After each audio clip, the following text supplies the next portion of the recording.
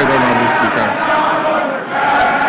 Honorable members of this august House, Your Excellency, the Vice President, Jane Nana Opoku-Agyeman, Your Lordship, the Chief Justice, the good people of Ghana, friends of the media, ladies and gentlemen, and let me proceed on the protocol so well established by the Speaker and say, distinguished guests, ladies and gentlemen. It is both a profound honor and a constitutional duty to appear before this august House to deliver a message on the state of the nation as required by Article 67 of our Constitution. I do this with the perspective and through decades of public service, including my time in this very chamber as a Member of Parliament representing Bole Bamboy, and my previous term of office as President of the Republic from 2012 to 2017. My journey in public service, like that of our nation, has not followed a straight path. It has been marked by periods of steady progress and then by setbacks and by determined recovery.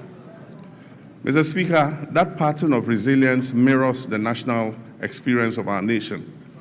And today I stand before you to speak to another such defining moment, a moment in which our nation is on the rebound of national renewal and of restored hope.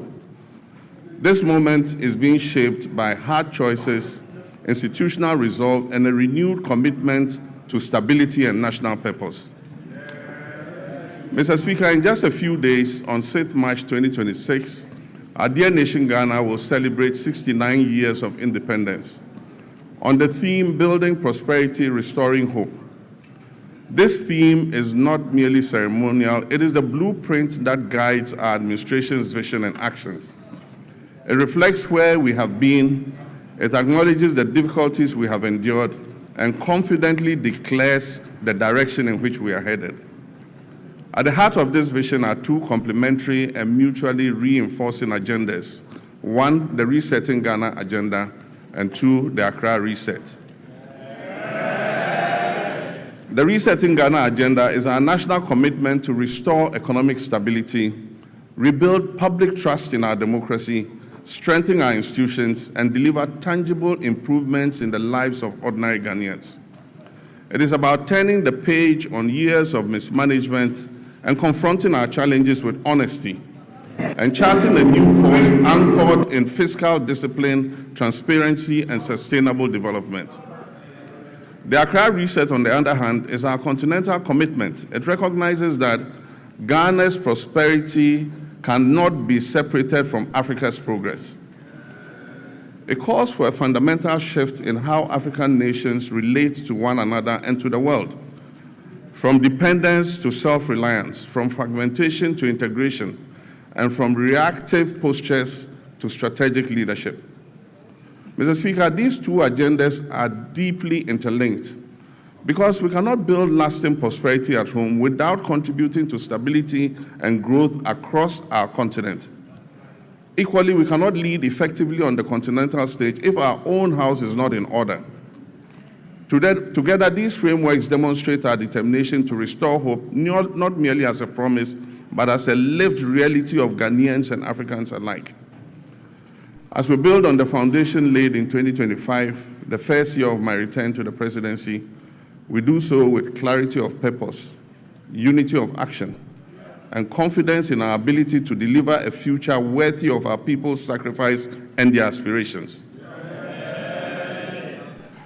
Mr. Speaker, this moment of national renewal unfolds against the backdrop of a world in profound flux. The global order we once knew is being rapidly reshaped, and the so-called rule-based international system endures only as long as it protects the advantages of those who designed it. Once emerging nations like ours begin to operate within those same rules to rebalance power, the very architects of that order prove willing to relax their commitments. Ghana, like many nations, has learned this hard truth. We cannot respond to this new reality with fragmentation, hesitation, or continued dependence. History has long taught us that resilience and prosperity will not be handed to us They must be built deliberately through cooperation, self-belief, and strategic alignment. This era ahead demands that Africa must move from a posture of dependence to one of collective self-reliance. Mr. Speaker, it is in this spirit that Ghana has sought to play a convening and catalytic role on the continent. In the middle of last year, our capital, Accra, hosted African heads of state, policymakers, and development partners for a landmark health sovereignty summit. Together, we charted a new roadmap for healthcare financing and collaboration among African nations. And that message was clear. Africa must take ownership of its health security, pool its resources, deepen collaboration, and design financing solutions that reflect our realities rather than external prescriptions. Strong economies require healthy populations, and health sovereignty is inseparable from economic sovereignty. The same logic applies to trade, industry, and economic growth. Africa's future lies in dismantling our artificial borders, removing bottlenecks that stifle commerce, and fully activating a common market that allows our goods, services, and capital and ideas to move freely across the continent. No single African country, no matter how well endowed, can thrive alone in this new global environment. Rather, when we work together, our combined markets, our youthful populations, our natural resources, and our creativity will constitute one of the greatest economic opportunities of this century. Africa must summon the courage to shape its own destiny, building genuine sovereignty across Africa. The Global South requires a deliberate and disciplined plan, one that begins with unlocking the immense human and creative potential of our young people, strengthening regional value chains to add value to what we produce, mobilizing domestic capital to finance our own development, and speaking with a single, coordinated, and confident voice in global affairs. Mr. Speaker, this is how Africa can move from promise to power, from participation to leadership, and from dependence to self-reliance. The path forward is clear. Africa must rise with confidence, unity, and purpose. And Ghana stands ready not only to rebuild at home, but also to work hand in hand with our African brothers and sisters to shape a future that is defined by shared strength, dignity, and prosperity. Mr. Speaker, we are resolved here in Ghana to operate with our eyes open, to protect our sovereignty, and to design policies that place our people first. We'll continue to engage with the world, but on terms that reflect our interests. We will uphold global norms, but we will not outsource our judgment. And we will build resilience at home so that shifts in external power do not translate into hardship for our citizens. Mr. Speaker, when I last came before this House, I spoke candidly about the depth of the challenges we had inherited across all facets of our nation. Mr. Speaker, nowhere was this national malaise more evident than in the economic sector. We inherited an economy in severe crisis, burdened by unsustainable debt, high inflation, a rapidly depreciating currency, and an escalating cost of living crisis that had left our citizens reeling from unimaginable hardship caused by years of general imprudence and reckless management of the economy. Mr. Speaker, I was clear from the outset that recovery would not come easily. But I was also clear that I'll stop at nothing to turn this situation around and bring relief to Ghanaians.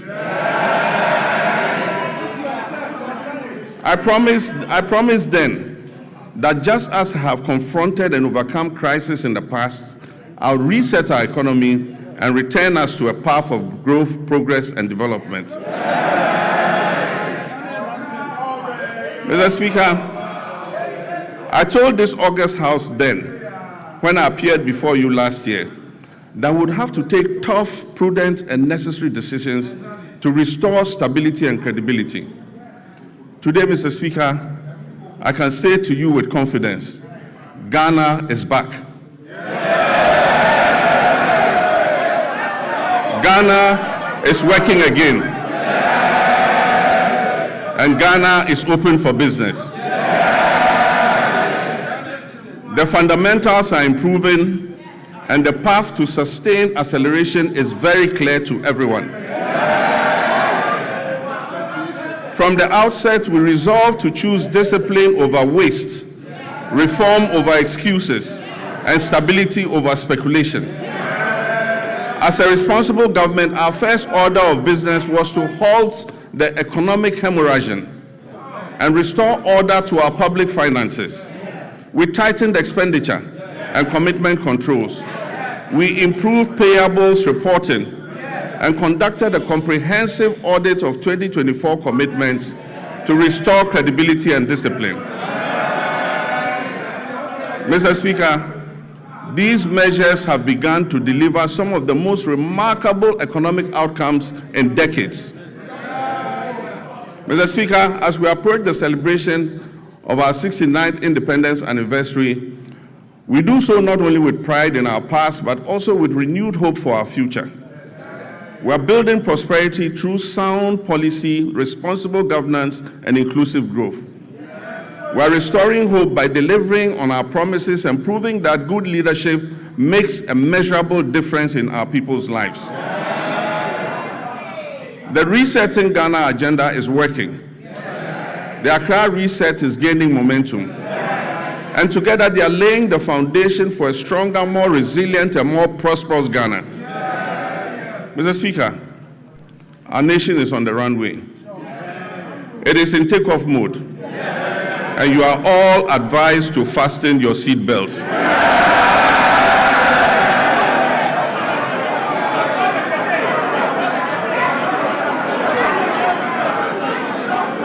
Mr. Speaker, the journey continues, and the direction is set, and the hope is real. Our theme today of building prosperity, restoring hope is not merely aspirational. It reflects the tangible transformation we have delivered for the Ghanaian people. Mr. Speaker, our economy has grown significantly. In 2025, Ghana's GDP is expected to reach $113 billion, an increase from $83 billion at the end of 2024. This has placed Ghana among the top 10 largest economies in Africa. Mr. Speaker, average GDP growth for the first 3 quarters of 2025 is reported at 6.1%. But growth means nothing without discipline.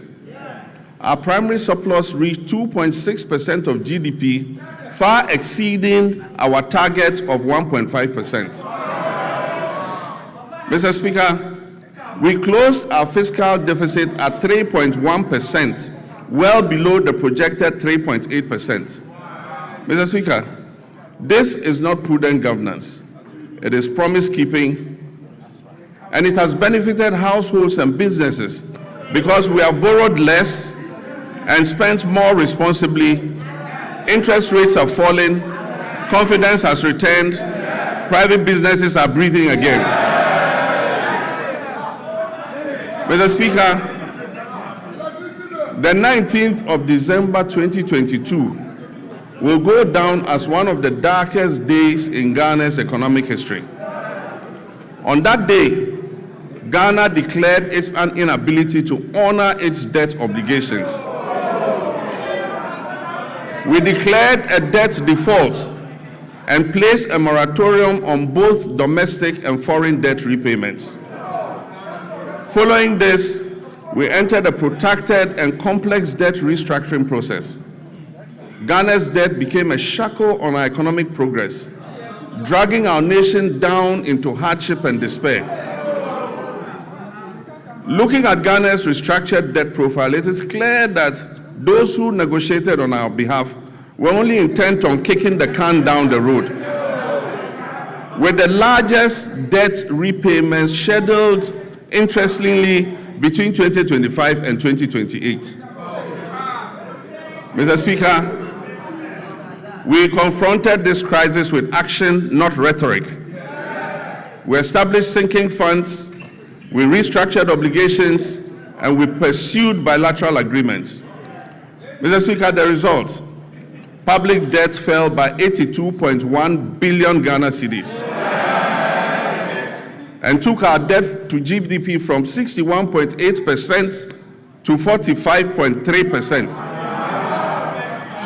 Mr. Speaker, this is one of the sharpest reductions of debt in Ghana's history.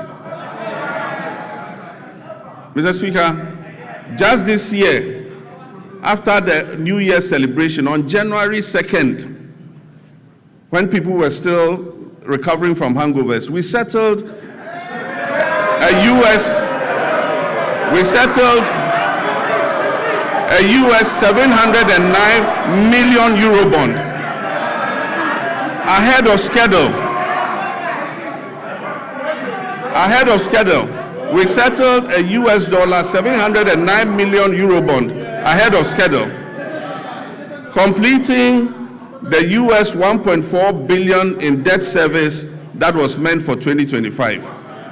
Mr. Speaker, and the world noticed, Fitch, Moody's, and Standard & Poor's all upgraded Ghana's credit ratings, the first triple upgrade in many years. Mr. Speaker, Ghana's credibility is restored. Ghana is rising. The heaviest burden we inherited was the very high inflation rate, which was silently eroding every household's purchasing power. It peaked at 54.1% at the end of 2022, and it declined to 23.5% by the end of 2024. Mr. Speaker, we treated this with urgency. Through fiscal consolidation, currency stabilization, and disciplined monetary policy, inflation fell from 23.5% at the end of 2024 to 3.8%.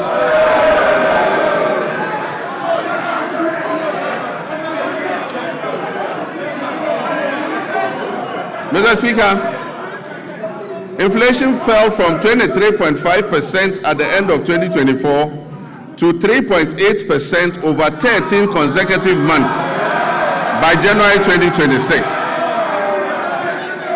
Mr. Speaker, and very interesting, food inflation, which had been the main driver of the upward pressure on inflation, fell by 26.6 percentage points. Inflation for locally produced goods fell by 22.6 percentage points. Mr. Speaker, these are not just statistics. These translate into the reality of a parent being able to put food on the table for their children. It translates into the reality of businesses thriving and creating opportunities for Ghana's young people. Mr. Speaker, petrol prices dropped from 15.2 Ghana cedis to 10.7 cedis per liter. And only recently, it dipped below the 10 cedi mark to 9.97. Diesel fell from 15.4 to 11.3. And this brought relief to our nation's 3.7 million car owners and the tens of millions of Ghanaians who depend on transport daily. Mr. Speaker, to the interesting part, exchange rate volatility has long been at the heart of hardship in Ghanaian households. We made currency stability a priority, and Mr. Speaker, we have delivered. Mr. Speaker, we did not arrest the dollar. We strengthened the cedi to put up a good fight against the other currencies.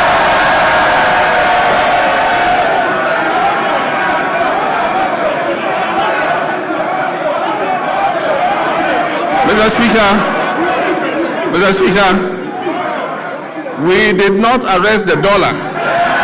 We strengthened the cedi to put up a good fight against the other currencies.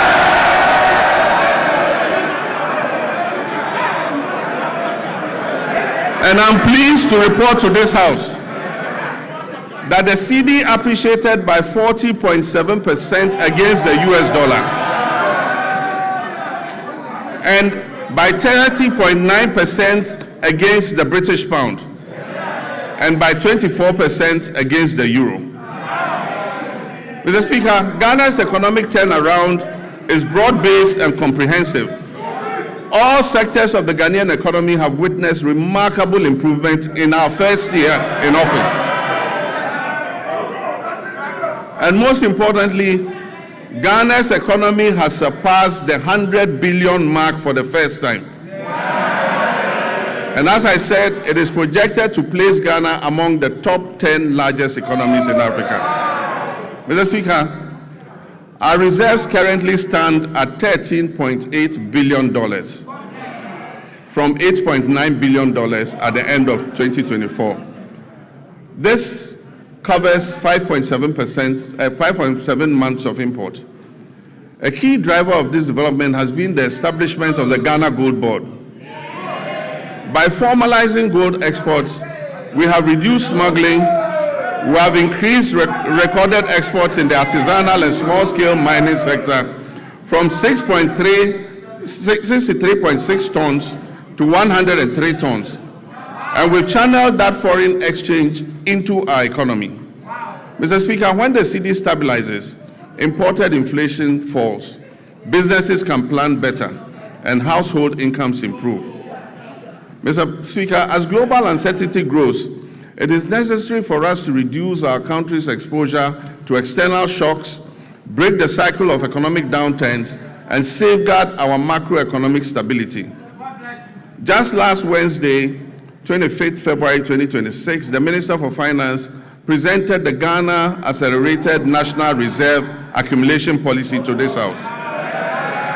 Mr. Speaker, this policy seeks to strengthen our country's external resilience by increasing our international reserves to 15 months of import cover by the end of 2028, supporting long-term structural transformation while safeguarding macroeconomic stability. Mr. Speaker, it is forecast that gold prices will remain high over the next 3 years.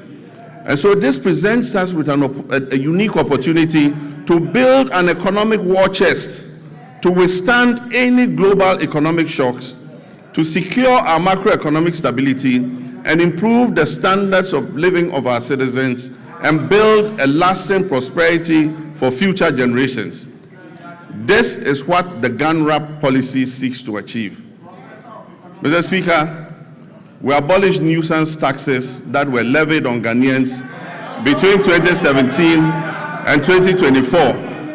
These included the e-levy, the betting tax, the emission tax, the COVID levy, and so forth. Mr. Speaker, we have reformed VAT comprehensively. One, by abolishing the 1% COVID-19 levy, decoupling Get Fund and NHIL from VAT, reducing the effective VAT rate from 21.9% to 20%, raising the VAT threshold to 750,000 Ghana cedis to exclude petty businesses, and extending zero rating on textiles up to 2028. Mr. Speaker, these fiscal reforms have effectively put 6 billion Ghana cedis back into the pockets of Ghanaians. Interest rates have fallen from above 30% to currently between 18 and 20%, freeing up credits for businesses and households. And according to the Ghana Statistical Services, over 1 million Ghanaians have found employment between Q1 and Q3 of 2025. Mr. Speaker, and 950,000 Ghanaians have escaped multidimensional poverty over the same period. Mr. Speaker, I'm pleased to report that our external position has strengthened significantly. By December 2025, our current account recorded a surplus of 9.1 billion, representing 8.1% of our GDP. This is a remarkable increase from 1.5 billion or 1.8% of GDP in 2024. These achievements have been driven by robust gold, cocoa, and non-traditional exports, and increased remittance inflows. This improvement demonstrates that our economy is gaining strength and resilience again on the global stage. We've moved decisively from planning to action on our flagship 24-hour economy and accelerated export development program. This was officially launched in 2025, and this transformative initiative is designed, 1, to unlock round-the-clock economic activity, 2, deepen our value chains across key sectors, 3, boost productivity and support export growth, and 4, create quality jobs in agriculture, manufacturing, logistics, and services. Mr. Speaker, I want to thank this August House. On 6 February 2026, this House passed the 24-Hour Economy Authority Bill. This has established the regulatory framework and the legal mandate that was necessary for full implementation. Last week, at the Cabinet meeting held, I had the honor of signing this historic legislation into law. All is now set for takeoff.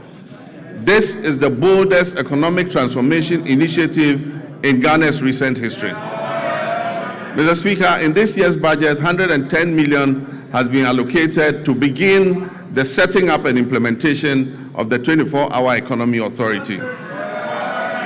These resources will enable businesses to operate beyond traditional business hours. They will attract investment through strategic partnerships with the Development Bank of Ghana and the Ghana Infrastructure Investment Fund, and will strengthen the foundations for sustained growth and job creation, especially for our young people. This is about building prosperity and restoring our people's hope through concrete action. Mr. Speaker, a nation that does not learn from past mistakes cannot get out of the cycle of problems that impose hardships on its citizens. We've just begun to emerge from the most devastating economic crisis in our nation's recent history. This crisis was triggered by general financial indiscipline, huge deficits, and massive debts that were occasioned by persistent and unbudgeted expenditure to meet the ends of convenient politicking. In the last week, we have had to take the painful but necessary decision to revise the producer price of cocoa to achieve competitive pricing and resolve the acute liquidity challenges in the sector. Mr. Speaker, failure to do this as others did and left a debt of 32 billion for this government to pay. Failure to do this would have meant borrowing billions in borrowed funds. Mr. Speaker, this unplanned expenditure would have taken us right back to the very devastating economic problem we have only recently begun to escape. So, Mr. Speaker, while fully understanding the concerns and protests of our farmers, I can firmly assure them that the reforms announced by government will see a total transformation of the cocoa sector. And it will guarantee them a fair and transparent price that enables them to meet the cost of producing the commodity and making decent margins. Mr. Speaker, the difference between economic hardship and avoiding the same is the exercise of sound economic judgment. And I'm determined to take decisions that ensure our collective well-being and avoid the suffering of all our citizens.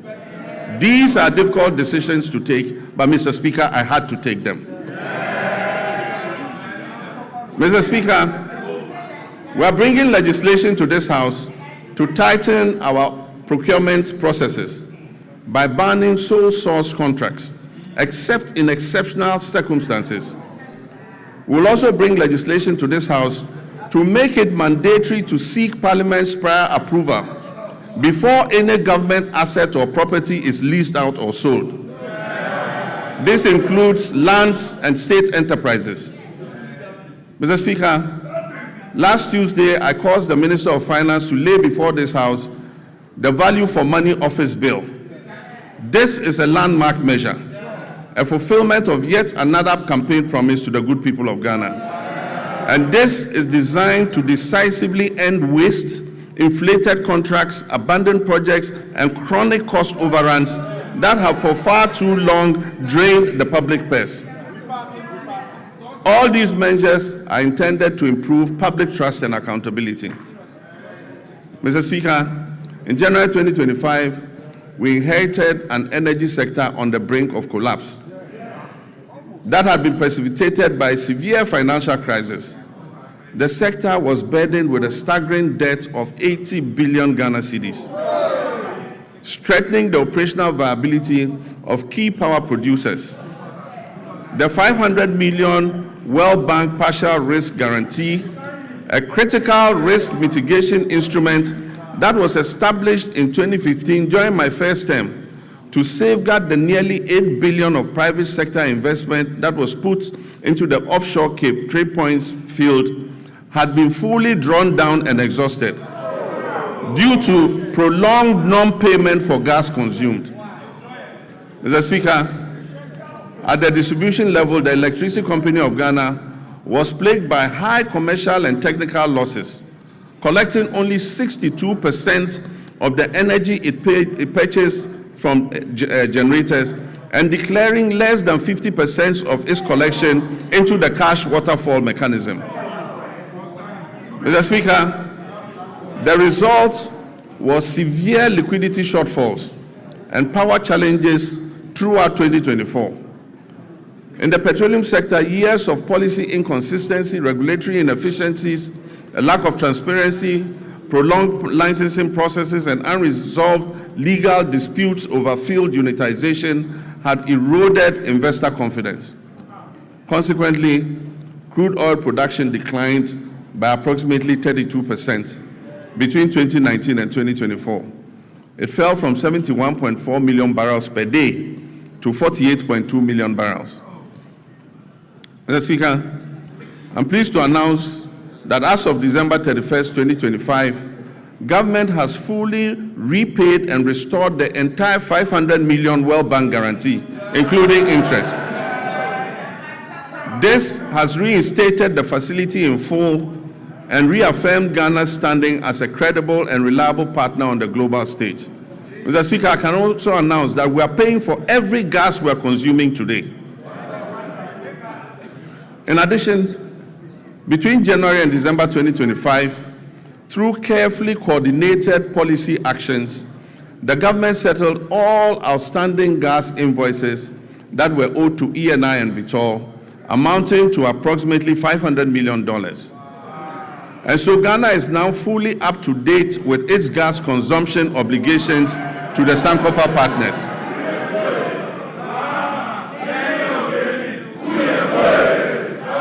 And I'm pleased to announce that the 2026 budget has made adequate provision to ensure timely payments for all liquid natural gas that we consume going forward. Mr. Speaker, to ensure equity and fairness, the government has also held constructive engagements with Terr0r and the Jubilee Field partners, and we've reached a comprehensive roadmap to guarantee full payment for all gas that is consumed. This approach supports reliable nationwide electricity generation and accelerates industrial growth. Engagement with upstream partners has resulted in increased gas production, guided by a clear national vision to rapidly scale up domestic gas supply and reduce reliance on expensive liquid fuels. Mr. Speaker, beyond clearing inherited arrears, a robust framework has also been established to strengthen and monitor implementation of the cash waterfall mechanism. Another major milestone was the operationalization of the ECG's single holding account, which is overseen jointly by the Ministry of Energy and Green Transitions and the PURC. This intervention has significantly reduced revenue leakages, and it has enhanced ECG's capacity to meet its payment obligations. To address the high cost of power, the government has successfully renegotiated existing power purchase agreements. Engagements with the 9 independent power producers have resulted in a 250 million immediate savings and 1.1 billion of legacy debt restructured for payments between the period 2026 and 2028. These revised agreements will be submitted to Cabinet, and I'm pleased to inform you, Mr. Speaker, will be brought here to Parliament for ratification. Mr. Speaker,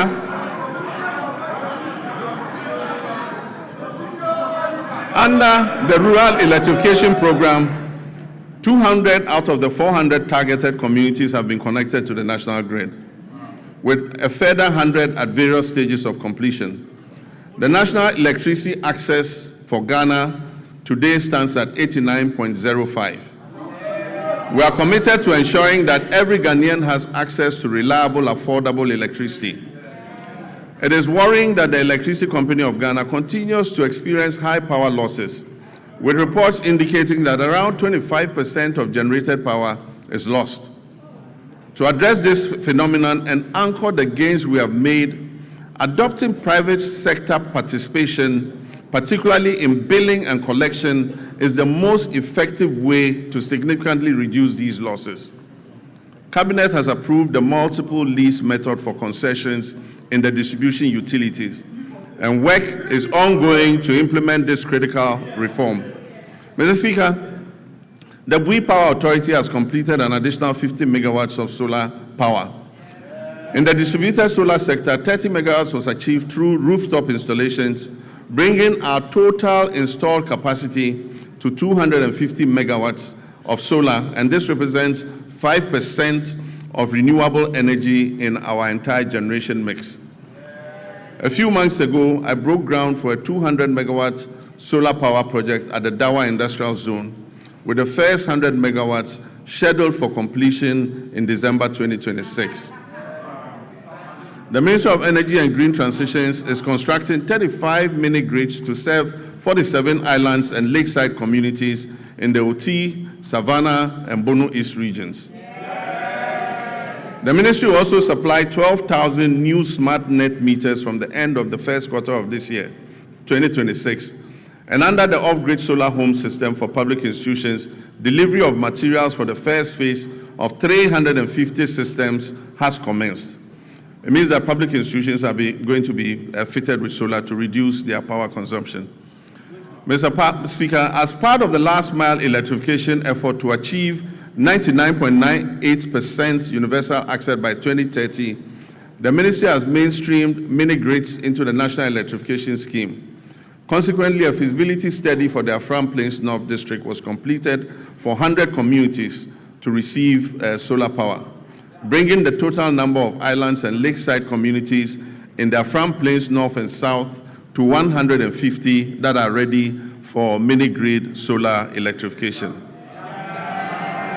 I'm pleased to announce that the African Development Bank has committed to providing $100 million to fund the construction of renewable energy-based mini-grids for these communities. Mr. Speaker, we've signed a memorandum of understanding with the Jubilee and Tenfield partners to commit another $2 billion to additional investment in the Jubilee field.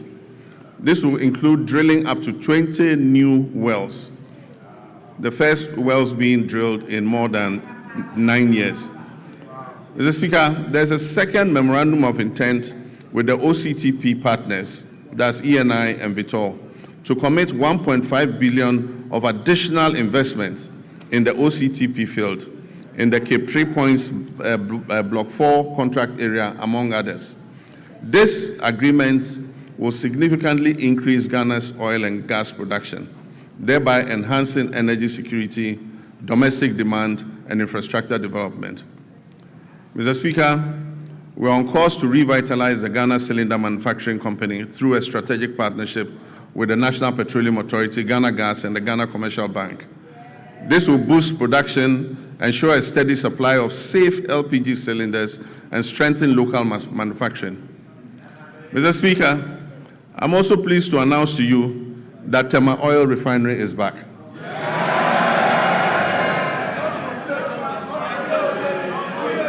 The new management of the refinery has successfully completed extensive turnaround maintenance. And I'm pleased to inform you that this August House that for the first time since 2018, the refinery has commenced processing of crude oil into petroleum products again. So, Mr. Speaker, let me assure our countrymen and women that the energy sector reforms continue unabated. I remain fully committed to turning around the sector, strengthening its foundations, and ensuring reliable, affordable, and sustainable energy security for our nation. Mr. Speaker, agriculture remains central to our national renewal. Since January 2025, this administration has embarked on a decisive reset of Ghana's agricultural sector under our Agriculture for Economic Transformation agenda, with the Feed Ghana program serving as the flagship vehicle for implementation. Our objective is clear: to restore food sovereignty, stabilize food prices, reduce import dependence, increase decent jobs, especially for youth, and reposition agri as a strategic growth sector under our 24-hour economy policy. Mr. Speaker, as of January 2025, food inflation stood at 28.3%, following an unprecedented peak of 61% in January 2023.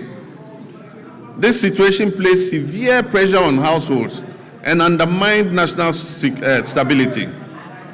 Today, food inflation has declined significantly to 4.9%, and this has provided relief to Ghanaian families and businesses. Mr. Speaker, this year we have committed 300 million Ghana cedis to the National Food Buffer Stock Company to mop up excess produce, to stabilize prices, and build a strategic national food buffer against emergencies, marking the first time Ghana has deliberately built a food reserve for national resilience. Over 413 institutions, from basic schools through to tertiary institutions, have been registered and are actively participating in the Feed Ghana program. Institutional farming is currently being undertaken by the Ghana Armed Forces, the Ghana Prison Service, the National Service Authority, basic and second cycle schools, public universities, and faith-based organizations, including churches and mosques. A key pillar of the Feed Ghana program is the home gardening initiative. Across the country, families are being encouraged to grow vegetables at home and in their communities to reduce food expenditure, improve household nutrition, and enhance food availability. The Feed Ghana program is also firmly anchored on irrigation for wealth creation. Government is deliberately shifting our agriculture from rain-fed dependence to irrigation-based farming to support year-round production and also strengthen our climate resilience. And so over the past months, processes have begun for the following interventions: the construction of 2 new mega dams, the rehabilitation of 8 existing irrigation dams, and the construction of 250 solar-powered boreholes for farming communities and schools across the Northern Belt and Brong-Ahafo regions. In addition, major irrigation schemes, including the Via, Weta, Tanoso, Bong, Ashaman, and Aveime, are undergoing rehabilitation, while new inland valleys covering over 1,300 hectares are being developed to expand rice production. Under the Global Agriculture and Food Security Program, we've launched a 20 million agro-input distribution project to strengthen food and nutrition security across the Northern Savannah Ecological Zone. This project is being implemented in 12 districts across 6 regions, with a target of 50,000 farming households, including 30,000 women and youth. It will support the production of key staples such as maize, rice, soya bean, cowpea, granules, while promoting year-round vegetable cultivation through solar-powered micro-irrigation schemes for farmers groups and selected schools. The project is also supporting backyard and commercial poultry production, as well as the distribution of fertilizer and certified seeds to participating districts. This will help strengthen the poultry value chain. We're working to fulfill the promise of establishing farmer service centers across the country to modernize agriculture. Procurement processes are underway for a total of 660 tractors, 400 combine harvesters, and other agricultural equipment and implements. The first 11 farmer service centers will begin construction this year and will provide affordable access to land preparation, harvesting, storage, input supply, extension services, and equipment leasing, especially for smallholder farmers. Mr. Speaker, in the next 2 weeks, I'm going to cut salt for the first farmer service center in the Afram Plains. Mr. Speaker, agricultural extension remains the backbone of productivity, and to address the current gap between farmers and extension officers, 540 motorbikes have been procured to improve extension coverage. 150 of those bikes have already been distributed, and we're employing 400 Feed Ghana district coordinators nationwide, while 10,000 young Ghanaians are being enrolled under a 4-year national service agripreneurial program with annual absorption into permanent employment. So far, 3,000 youth have been posted by the National Service Authority under the Agripreneur program. This intervention is strengthening frontline service delivery and creating employment opportunities for young people. We're also placing farmer cooperatives at the center of our agricultural transformation plan. As of October 2025, 70,000 community commodity-focused farmers cooperatives had been established nationwide. And they are serving as platforms to access inputs, mechanization services, climate advisories, aggregation, and fair market negotiation. Government is actively linking farmers to agro-industrial investments to stabilize prices, create jobs, and accelerate Ghana's journey towards food security. A major highlight of this effort is the 154 million Ghana-Italy irrigated commercial farming project to establish a 10,000 hectare irrigation model farm to produce rice, maize, soya, and tomatoes. All produce from this project will be sold locally. This intervention is strategic and designed to fast-track progress towards food security, ensure a reliable supply of raw materials for agro-processing, and reduce Ghana's dependence on food imports. Mr. Speaker, other key initiatives under the Value Addition and Agro-Industrial Drive include rice processing facilities in the Upper East and Upper West regions, poultry feed production facilities in Ashanti, cashew and onion processing facilities in Bono East.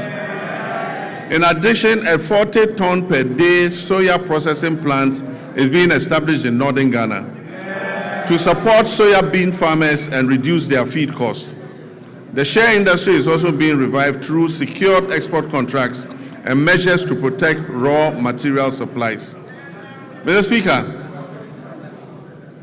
to reduce Ghana's 300 to 400 million annual poultry import bill, Ghana has launched a comprehensive poultry farm-to-table project. These comprise 50 anchor or commercial farmers producing 4 million birds, 500 SMEs producing 3 million birds, and a small-scale Nkokon Kitinkiti backyard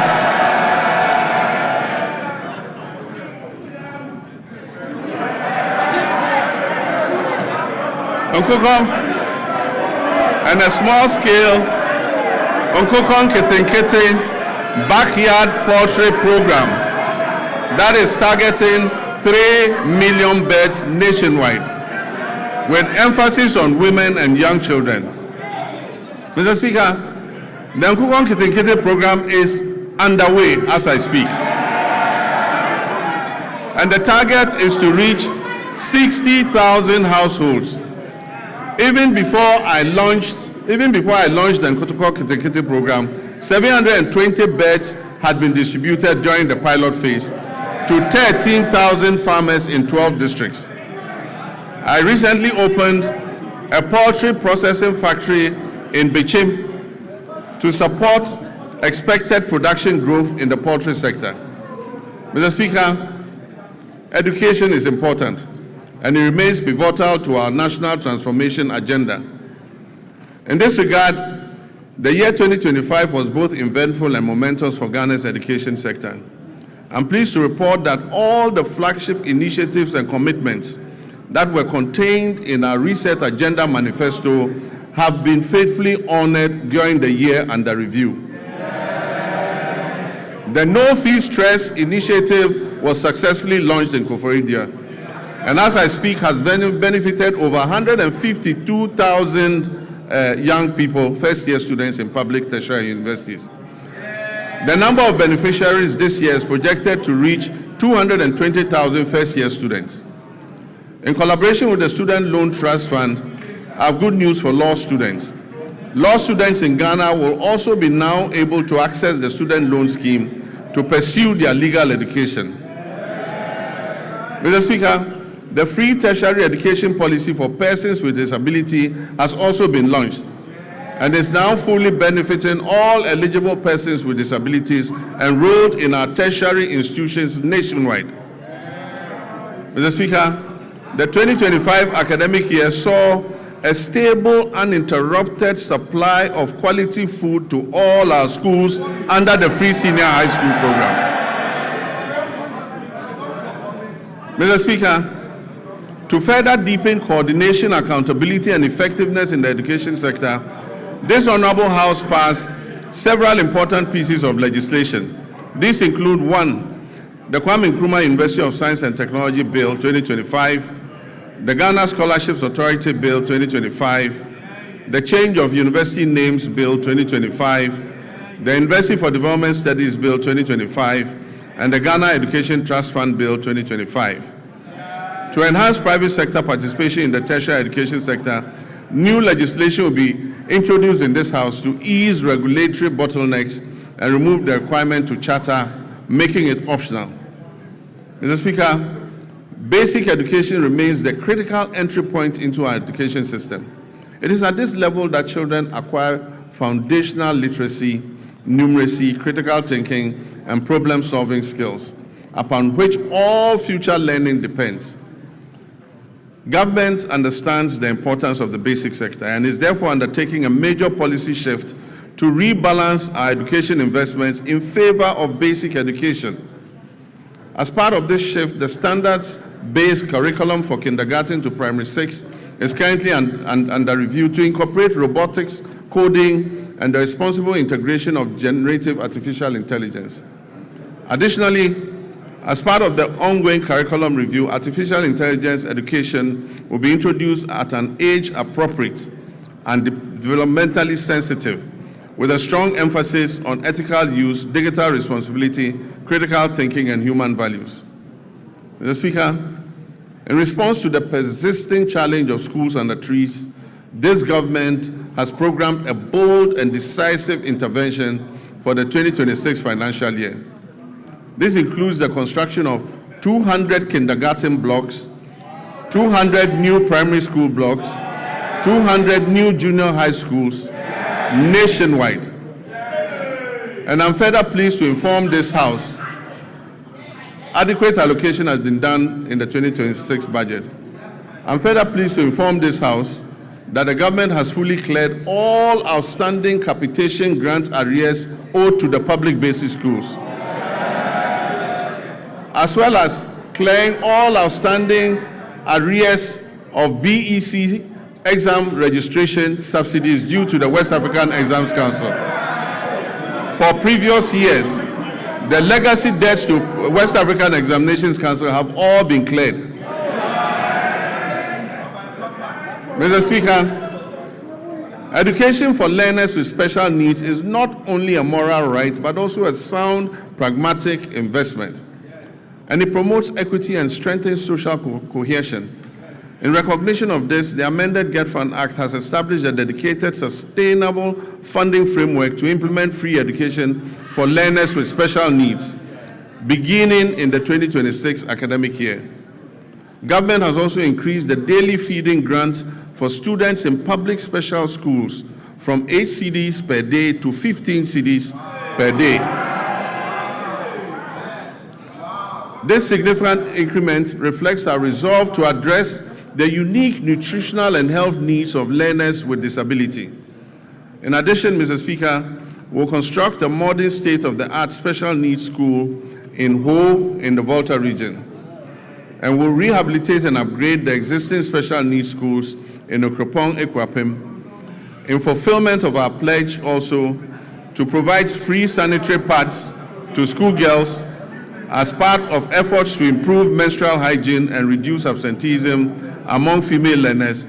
A total of 12.2 million packets of sanitary pads were distributed to girls in public schools across the country in 2025. Mr. Speaker, we allocated in this year's budget 292.4 million Ghana cedis to sustain the free sanitary pad initiative.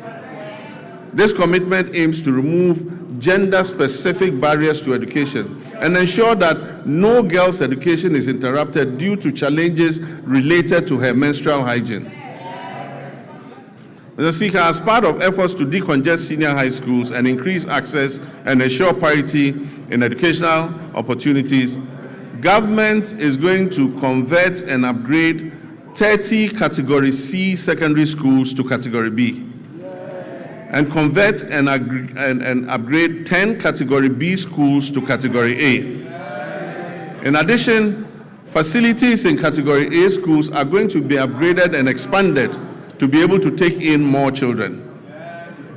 Technical and vocational education and training remain a critical pillar of our strategy to address youth unemployment and accelerate skills development.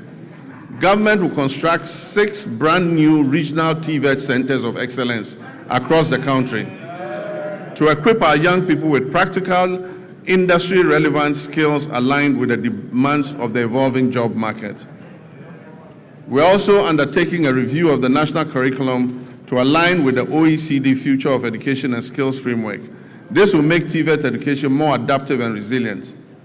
Mr. Speaker, to expand access to higher education and support balanced regional growth and meet the rising demand for quality tertiary education, we've entered international partnerships to establish 2 new public universities, one in Kentapor in the Bono East region, another in Jasikan in the Oti region. I'm happy to announce also that a grant has been sourced from China to establish a new public university in Damango in the Savannah region.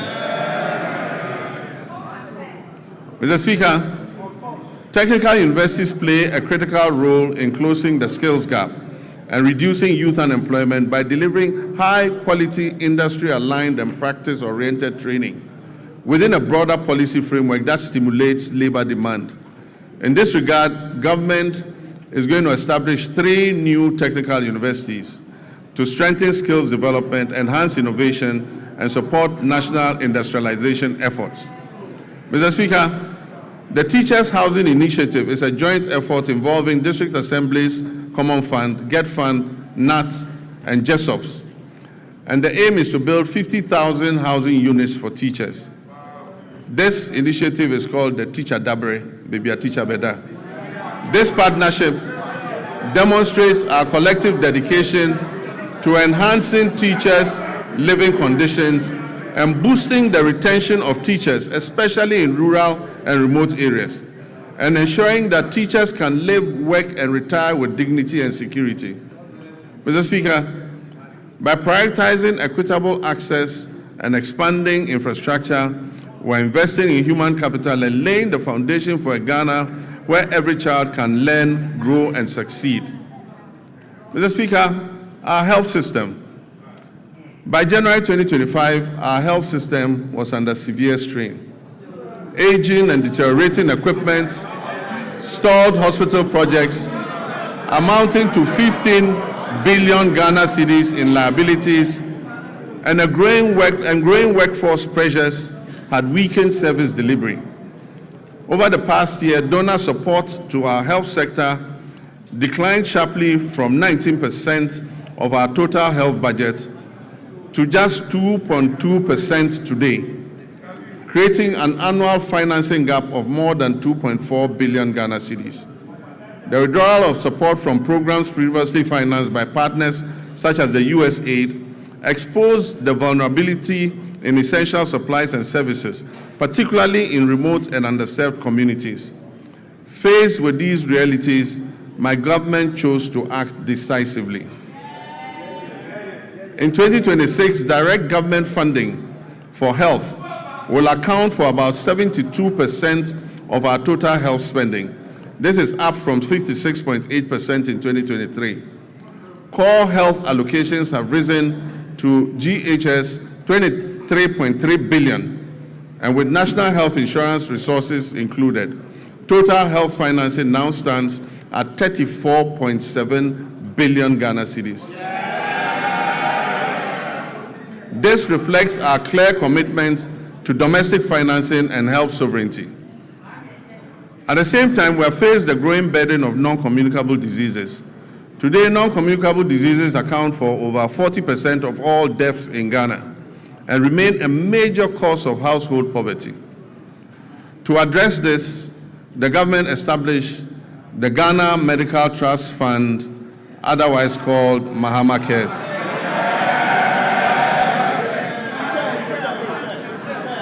Mr. Speaker, this is the first nationwide financing mechanism dedicated to chronic and non-communicable diseases. Mr. Speaker, the National Health Insurance Levy has been uncapped. Claims payments are now timely, with facilities no longer waiting more than 6 months as happened in the past for payment to be made. We're also finalizing measures to increase provider tariffs by over 100% to reflect the realistic cost of health treatment.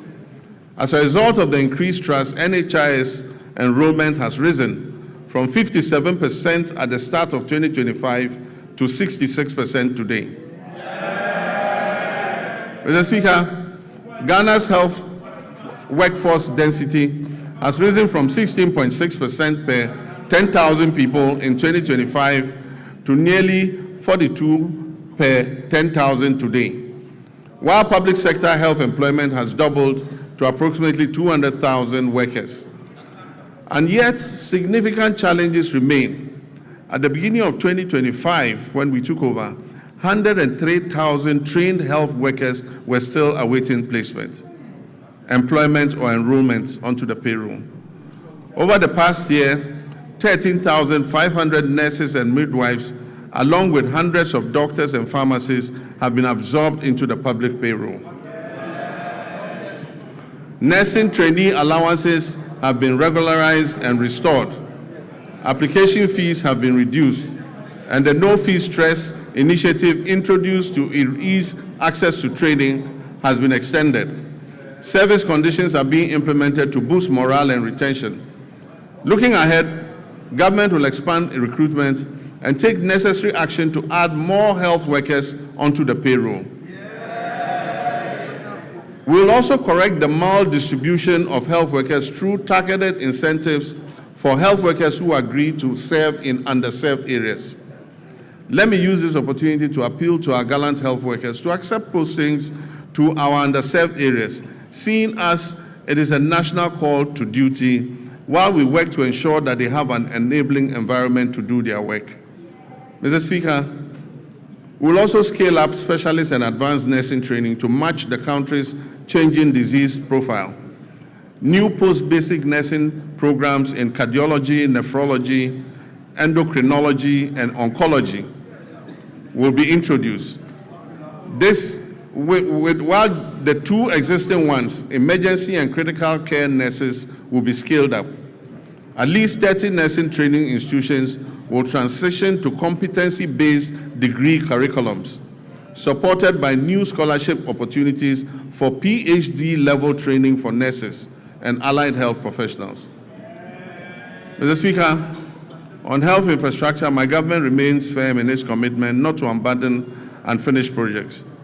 We'll continue to retool facilities, strengthen emergency and disease surveillance systems, and ensure that health infrastructure is properly aligned with staffing, equipment, and financing. In 2026 budget, provision has been made to commence regional hospitals in Oti, Savannah, and the Western North regions. This will expand access to quality care. Aligned with the reset agenda, we're making strategic investments in local pharmaceutical and vaccine production. The government has allocated 50 million in seed funding to the National Vaccine Institute. And in 2025, a local manufacturer secured market authorization to produce snake venom antiserum right here in Ghana. We're also finalizing steps to implement an advanced market commitment to prioritize locally manufactured vaccines and pharmaceuticals in public procurement. Production of the tetanus diphtheria vaccine is expected to commence this year through a partnership with an Indonesian pharmaceutical firm. Disease control remains our priority in our country's immunization financing.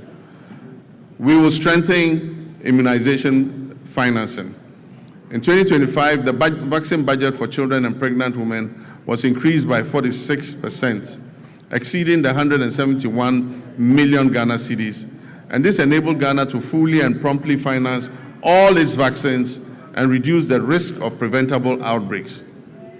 In 2025, we also introduced the HPV vaccine to protect young women and girls against cervical cancer. Mr. Speaker, Ghana's HIV prevalence rate is estimated at 1.6%. And as I speak with you, there are about 350,000 of our countrymen and women living with HIV and AIDS. Mr. Speaker, although prevalence is low, some population segments and regions have significantly higher incidence than the national average. The Ghana AIDS Commission has been tasked with ensuring the availability of testing and antiretrovirals.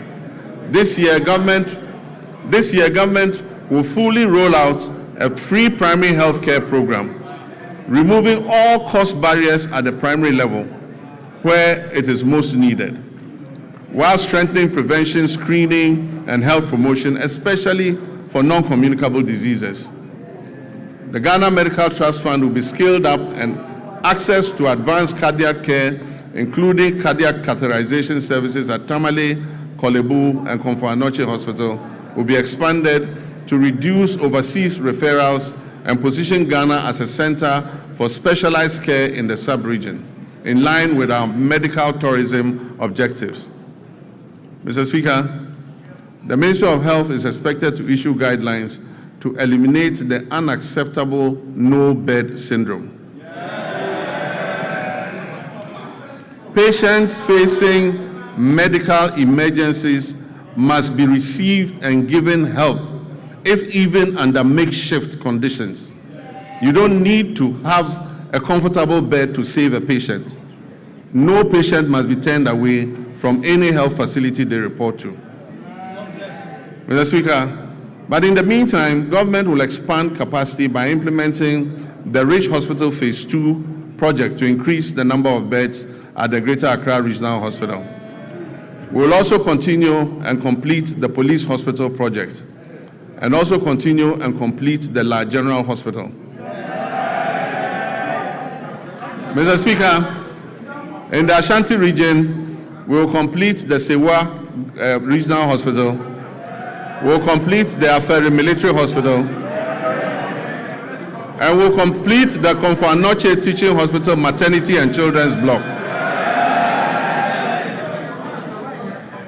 Mr. Speaker, we remain on course to build a stronger, more resilient, and more self-reliant health system for all Ghanaians. Mr. Speaker, roads are a very important sector. We inherited a burden of significant financial obligations and structural pressures in the road sector that had accumulated over the years. As of December 2024, outstanding payments on road projects financed through the consolidated fund stood at 21 billion Ghana cedis. These were certified works executed by contractors across the country for which payment had not been made. In addition, indebtedness to contractors that was lodged with the Ghana Road Fund Secretariat and awaiting payment amounted to 5.43 billion Ghana cedis. This figure excludes accruing interest charges, which continue to compound the state's financial exposure. Mr. Speaker, beyond these areas, we inherited also contractual commitments, that is signed contracts, totaling more than 104 billion Ghana cedis. These commitments represent signed contracts for road projects at various stages of execution, many of them without corresponding secured funding to guarantee timely completion. By the end of 2025, the Ministry of Finance and Roads had cleared arrears amounting to almost 10 billion Ghana cedis owed to road contractors. And we are steadily continuing to reduce the road sector debts.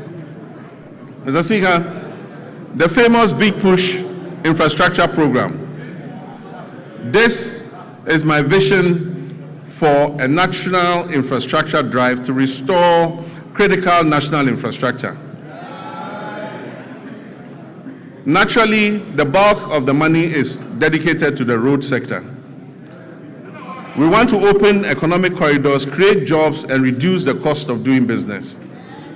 Mr. Speaker, as I speak to you, work has started on 50 major road projects that cover a distance of 1,144 kilometers. The total estimated cost of these projects is 50 billion Ghana cedis.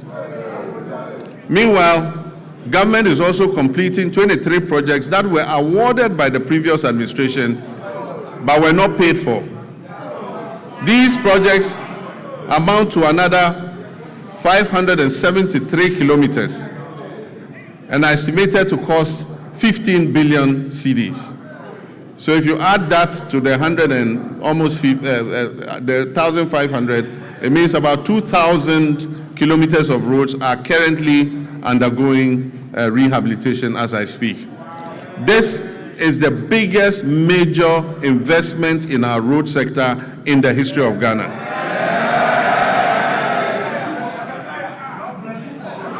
Across all 16 regions, 73 projects are advancing with significant visible progress expected by the end of the year.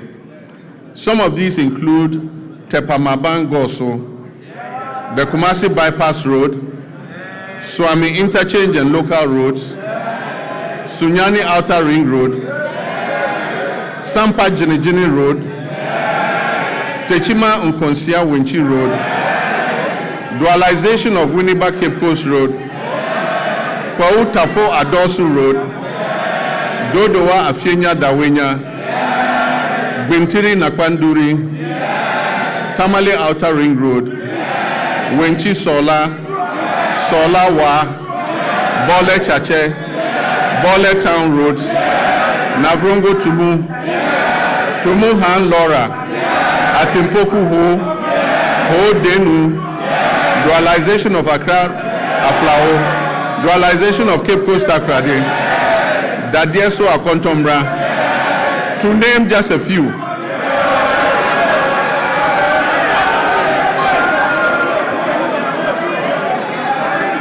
Mr. Speaker, other feeder roads are Akosombo Jakiti Kudikope, Yeniam Junction Sedom, Apegusum Pakadan, Todome to Palime Gemini Road.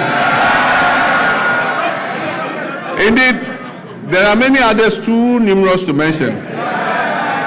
And as I said at the launch of the Big Push program, the whole of Ghana is going to become a construction site. And Mr. Speaker, Ghanaians can already testify that serious road works are underway across the country. Mr. Speaker, the Accra-Kumasi Expressway will be a 198.7 kilometer, 6-lane high-speed motorway. This expressway is designed to connect Ghana's two largest cities, Accra and Kumasi, and it will reduce the traveling time between Accra and Kumasi to approximately 2.5 hours. Mr. Speaker, this new alignment will have 8 interchanges and will be Ghana's first true expressway. And so government has established the Accra-Kumasi Expressway Limited, which is a subsidiary of the Ghana Infrastructure Investment Fund, as the concessionaire that will be mandated to design, to finance, construct, operate, and maintain the expressway, with the Ministry of Roads and Highways as the contracting authority. The project delivery is structured as a long-term concession of up to 50 years. Mr. Speaker, this expressway will be Ghana's first purpose-built expressway with limited access points, so goats and sheep cannot cross at any point. Mr. Speaker, it's designed for higher speed limits and modern safety infrastructure to reduce travel time and improve road safety. Preparatory activities including feasibility studies, the detailed designs and cost assessments are currently underway. This major road construction work aims to improve mobility, safety, and trade while connecting communities to markets and essential services. Mr. Speaker, the Eastern Corridor. We aim to complete all unfinished segments of the Eastern Corridor Road by the end of 2027. Mr. Speaker, we'll continue and complete the 27.7 Accra Terr0r motorway and extension project. And this includes reconstructing the Accra Terr0r motorway into a 4-lane expressway with 3-lane service roads in both directions, and interchanges at Ashaman. Where you have the Ashaman underbridge, it will now be an interchange. There will be another interchange at Community 18 and Teshi Link. Mr. Speaker, it also involves remodeling the Tetekwashi interchange. Construction works are ongoing and progress is at 32%. Mr. Speaker, other important projects include the Kumasi Inner Ring Road, the Volivo Bridge over the Southern Volta River, the Dambai Bridge over the River Oti, and the Adoso Bridge over the River Afram at Eche Amanfrom. Mr. Speaker, the Ministry of Roads has received cabinet approval to reintroduce road tolls on our roads and our bridges. Mr. Speaker, this time using advanced technology to improve efficiency, transparency, and avoid leakages in revenue generation. Preparatory work is underway to ensure the reintroduction of tolling operations this year. Mr. Speaker, there is no doubt that an effective and efficient transport system is integral to any economic development plan. So to improve public transport services in the country, government is supporting Intercity SCC Coaches Limited, Metro Mass Transit Limited, and the private road transport operators to renew their fleet. Currently, a total of 300 buses have been procured to improve road transport.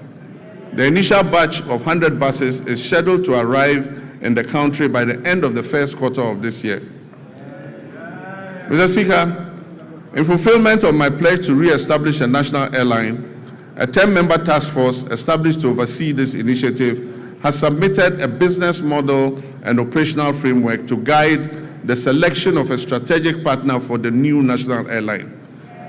And this new national airline will take off soon, inshallah.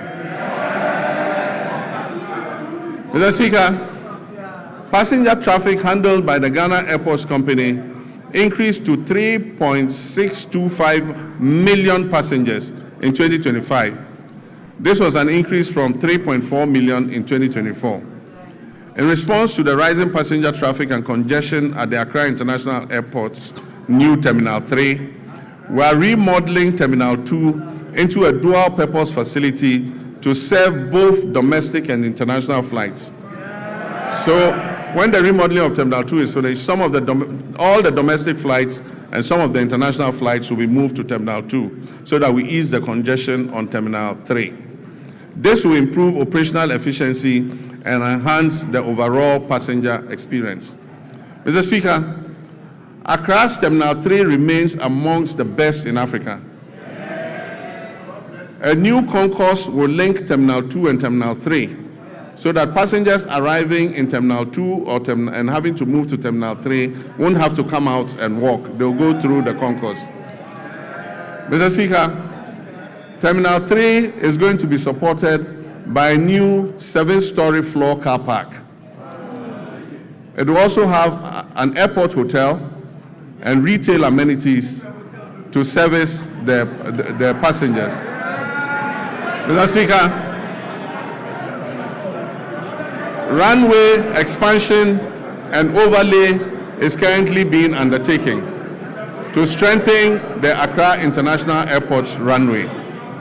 Mr. Speaker, we will also begin work on new regional airports in Sunyani, in Bolgatanga, and Wa. In Sunyani, the current location of the airport is not appropriate to extend the runway, and so we have to move and build a new airport at a different location. Bolgatanga, the site has been acquired and work will commence. Wa also, we have to move the airport from where it is because it almost intersects the road and the airport slopes upwards, making it inappropriate for air travel. Mr. Speaker, we are also reverting the airport in Accra, the international airport in Accra, to its original name, the Accra International Airport. Even though NLC Decree 129 was passed, no effort or nothing was done to effect the clause in the decree that said that the airport should be renamed after Kotoka. So in all international records in ICAO and IATA, that airport in Accra, the international airport, remains named Accra International Airport.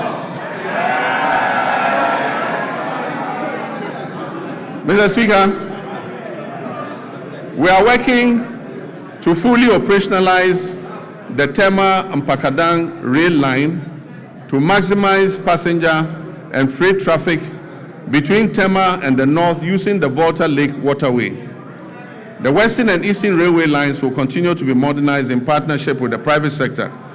These projects are aimed to support the efficient transport of container and bulk cargo to and from our ports, as well as to facilitate the efficient haulage of minerals from mines in Usuta, Awaso, and Yunahing to the Takoradi port, while also providing passenger transport along the respective rail corridors.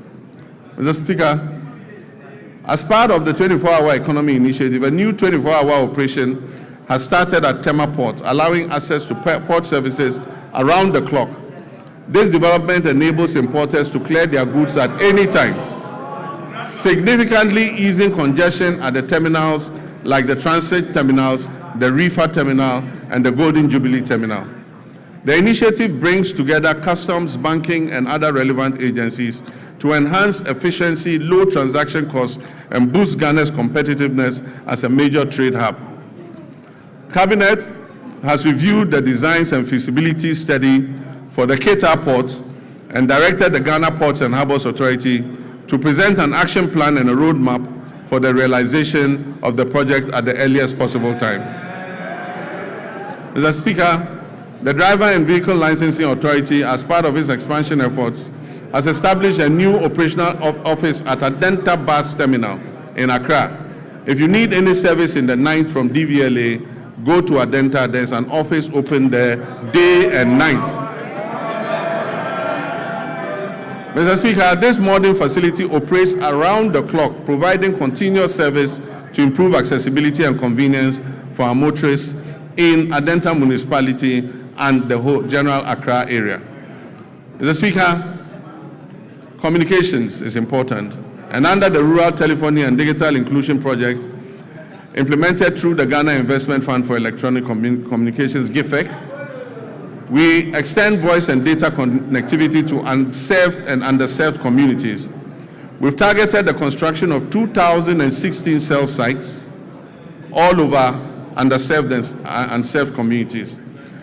1,561 of these 2,016 cell sites have been constructed, and of this number, 1,144 have been activated. Work is ongoing to activate the remaining 417 sites. Preparations are also well underway to commence construction of the remaining 455 sites.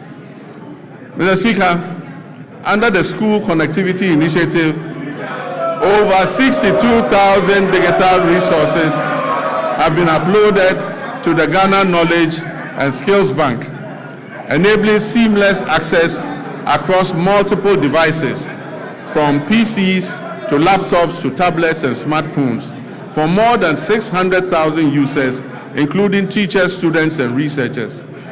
Mr. Speaker, as part of the government's research agenda to ensure Ghanaian youth acquire essential digital skills for the modern global economy, I launched the 1 Million Coders program in March 2025. This initiative aimed to train 1 million Ghanaians in key digital areas, including data analytics, data protection, cybersecurity, the metaverse, and artificial intelligence over 4 years. Phase 1 of the program, that is the pilot phase, saw hundreds of trainees complete their training programs in person across 4 training centers that were established in Accra, Kumasi, Sunyani, and Bolgatanga. Mr. Speaker, Phase 2, which will include virtual sessions, is set to commence this year, with expanded training centers and an increased number of beneficiaries. We project that 400,000 young Ghanaians will be trained this year, and this will build up to the numbers approaching 1 million. Mr. Speaker, the fight against corruption has remained a defining priority of my government and represents a central pillar of our commitment to good governance and accountability and the prudent management of public resources. Mr. Speaker, we've made progress through strengthened collaboration among law enforcement agencies, financial intelligence institutions, and prosecutors. These efforts have led to initiation of criminal proceedings and asset forfeiture proceedings against some individuals and entities implicated in financial crimes against the state. But yes, I agree with the sentiments of Ghanaians that we must press harder on this accelerator. As of December 2025, IOCO has recovered more than 600 million Ghana cedis. The office has investigated 462 cases, with 15 currently under prosecution. It has dismantled transnational carjacking syndicates and has recovered 29 luxury vehicles that were stolen. Mr. Speaker, the government remains resolute that corruption will not be tolerated, regardless of status or political affiliation. The Attorney General's office will continue to use both criminal prosecution and non-conviction-based assets recovery mechanisms to ensure that stolen public resources are returned for national development. Mr. Speaker, I understand that a large majority of Ghanaians are impatient to see those who abuse their public trust in office held to account.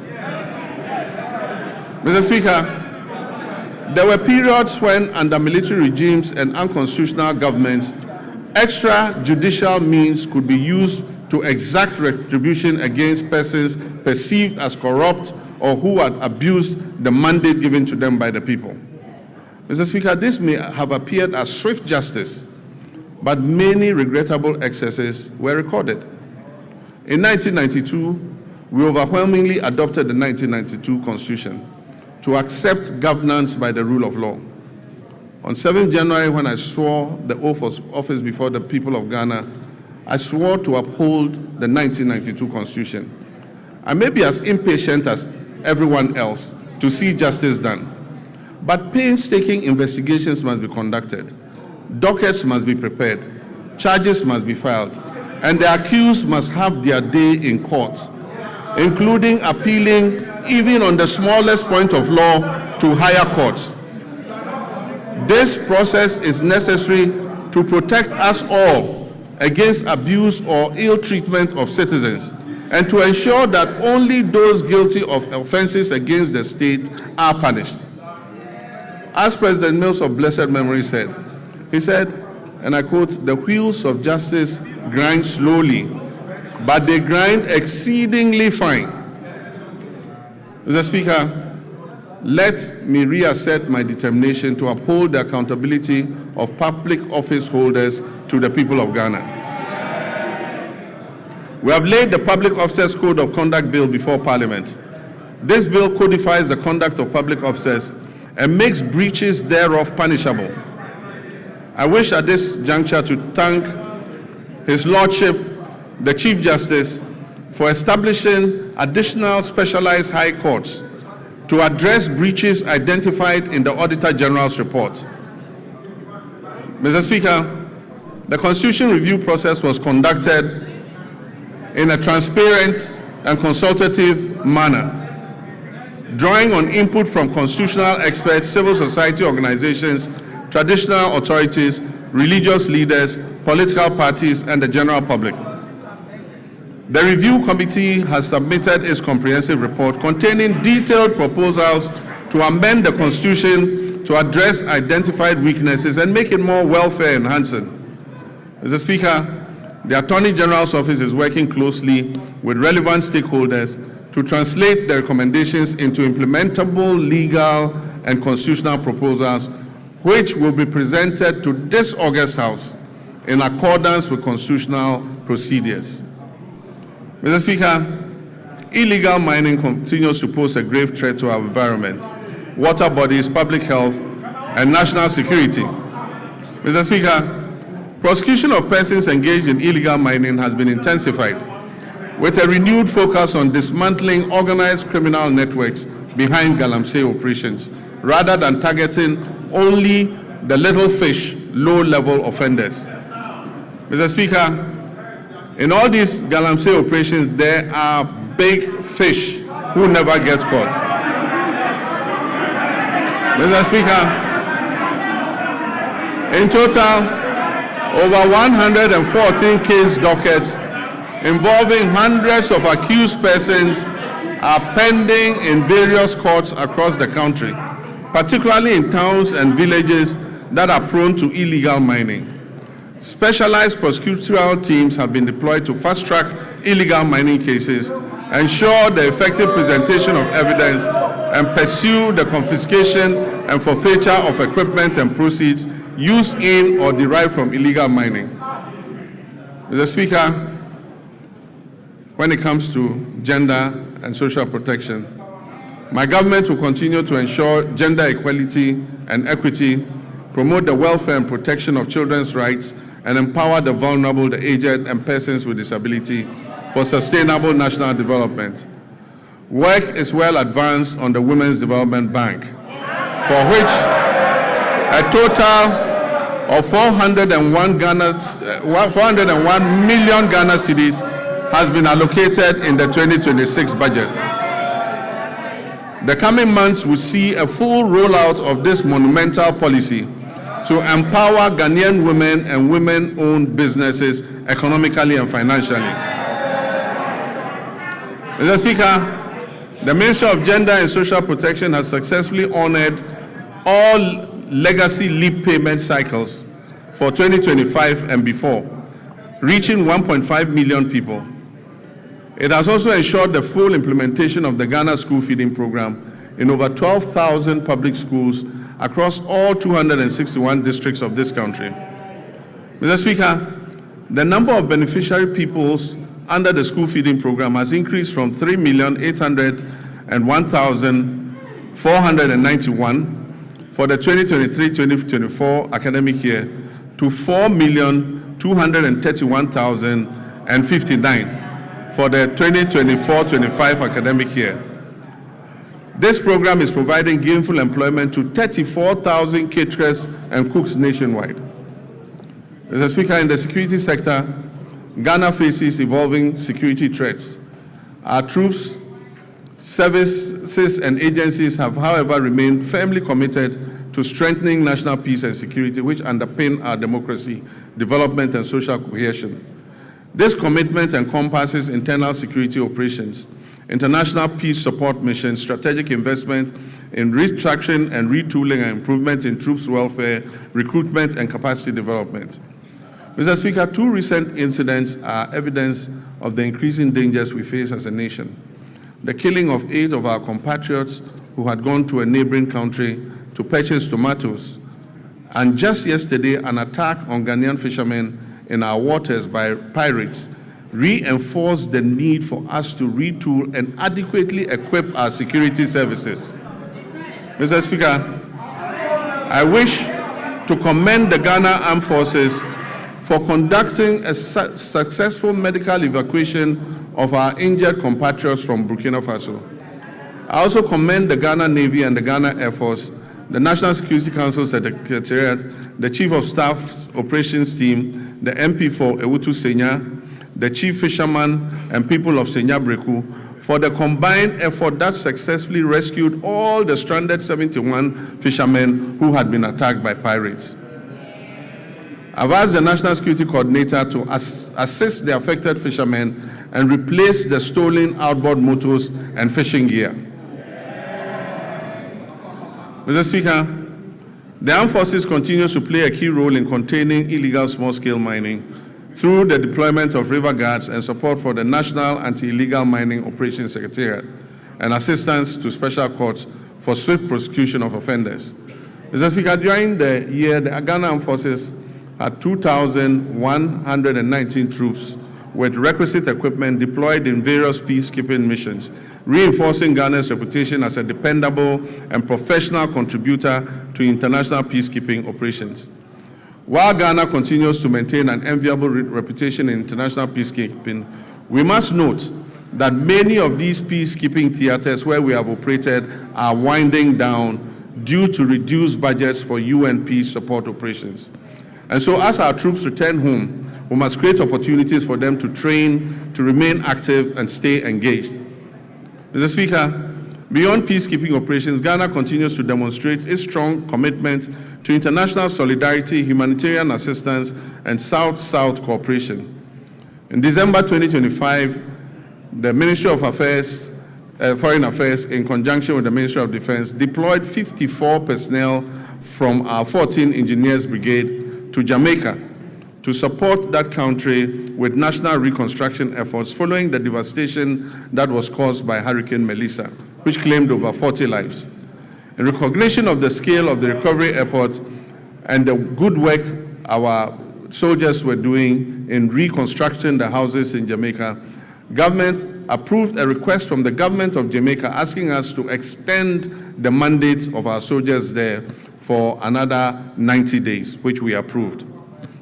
Mr. Speaker, to further improve operational readiness, the government will continue to invest in vital defense infrastructure and retooling. The construction of a forward operating base at Libo, situated along the Western Maritime Corridor, is ongoing. This facility aims to boost maritime surveillance and better protect offshore oil and gas installations. The Northern Border Security Project, initiated to counter terrorism and transnational crime, is advancing decisively. This project constitutes the first line of defense against any infiltration and extremist threats coming from the Sahel, and it would significantly strengthen the surveillance of our northern border.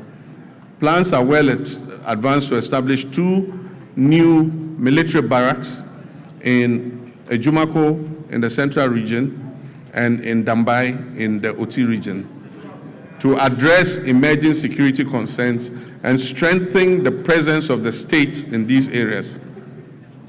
To further support retooling efforts, agreements have been signed to procure and deliver 4 brand new Eurocopter helicopters and 1 jet for the Ghana Air Force, aimed at replacing the aging fleet and modernizing our air capabilities. The Ghana Armed Forces is carrying out a thorough overhaul of previously grounded aircraft, which involves replacing essential components and bringing them back into service. This aims to quickly restore their operational readiness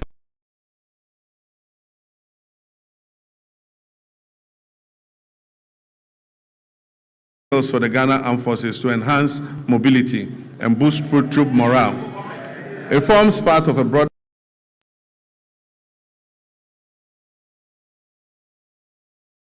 way to acquire 2 brand new offshore patrol vessels, armored personnel carriers, protective gear, ammunition, vehicles, and strategic drones and advanced communication systems to enhance the operational capability of the Army, Navy, and Air Force.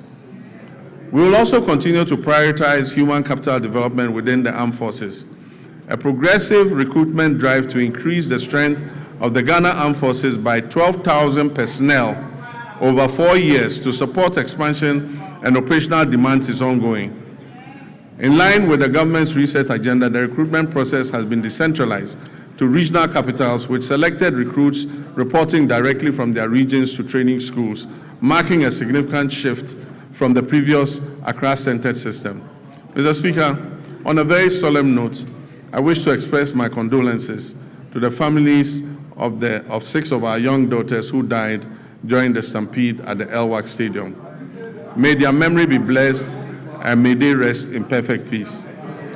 Mr. Speaker, following the revised gratuity regime that was introduced in 2020 under the stewardship of Honorable Nitiwu, extending service by 5 years, under Constitutional Instrument 129, arrears have accumulated. Nitiwu is my friend, don't worry. Arrears have accumulated, Mr. Speaker, because no budgetary provision was made over the 4 years that followed.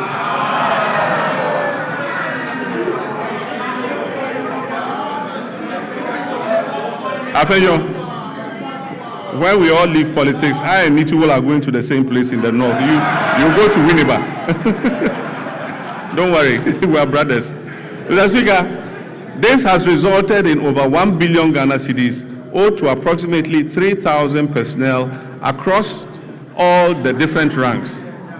As part of our commitment to fairness and the resolution of long-standing legacy issues, the government will soon commence payment of gratuity arrears under CI 129. Honorable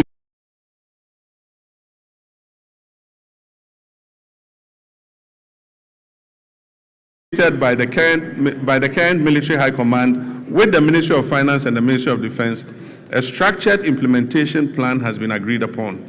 This will bring closure to the issue that has been outstanding since 2020, and it will ensure that affected personnel receive their rightful entitlements. Mr. Speaker, the Ghana Police Service has also received 40 armored vehicles and 100 pickup trucks to enhance their operations. Other security agencies such as the Fire, Prisons, Immigration, BNI, and Narcotics Control Commission will also be retooled to enhance their efficiency.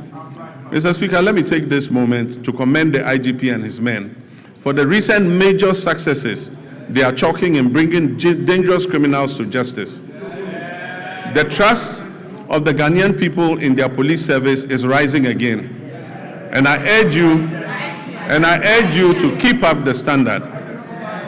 Mr. Speaker, Ghana's foreign policy remains a central instrument for advancing our national development, for safeguarding our sovereignty, and projecting our values on the global stage.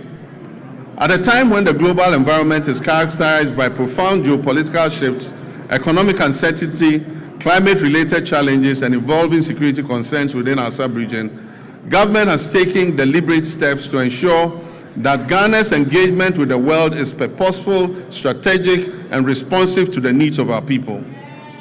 In this regard, the Ministry of Foreign Affairs has stepped up efforts to align Ghana's external relations with our domestic development priorities.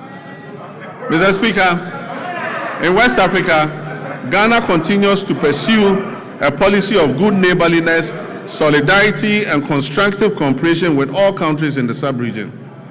We remain firmly committed to the vision of a peaceful, stable, prosperous, and integrated West Africa, grounded in mutual respect, dialogue, and collective responsibility.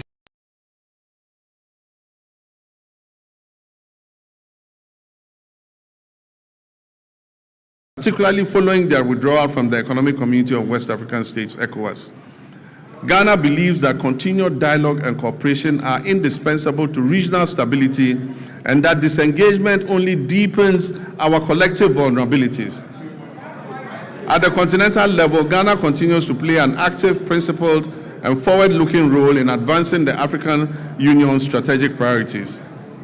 Today, Ghana currently holds the following prestigious positions. We are AU champions on reparations. We are AU champions for African financial institutions. And Ghana is also the AU champion for gender equality and women's empowerment. Mr. Speaker, I'm humbled by my election as the first vice chairperson of the African Union at the 39th ordinary session. At the 39th ordinary session of the AU Assemblies of Heads of State and Government held recently in Addis Ababa, Ethiopia. Mr. Speaker, it is also gratifying to note that my colleague leaders in West Africa have declared me, John Dramani Mahama,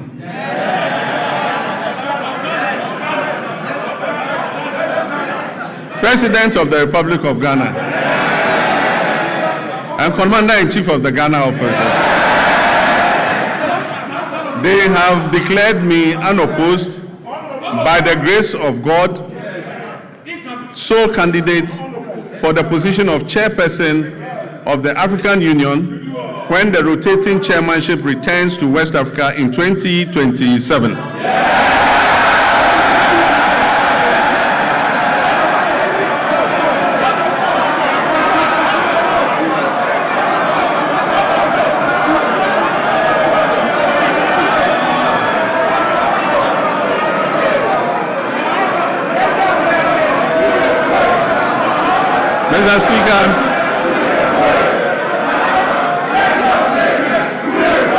Mr. Speaker,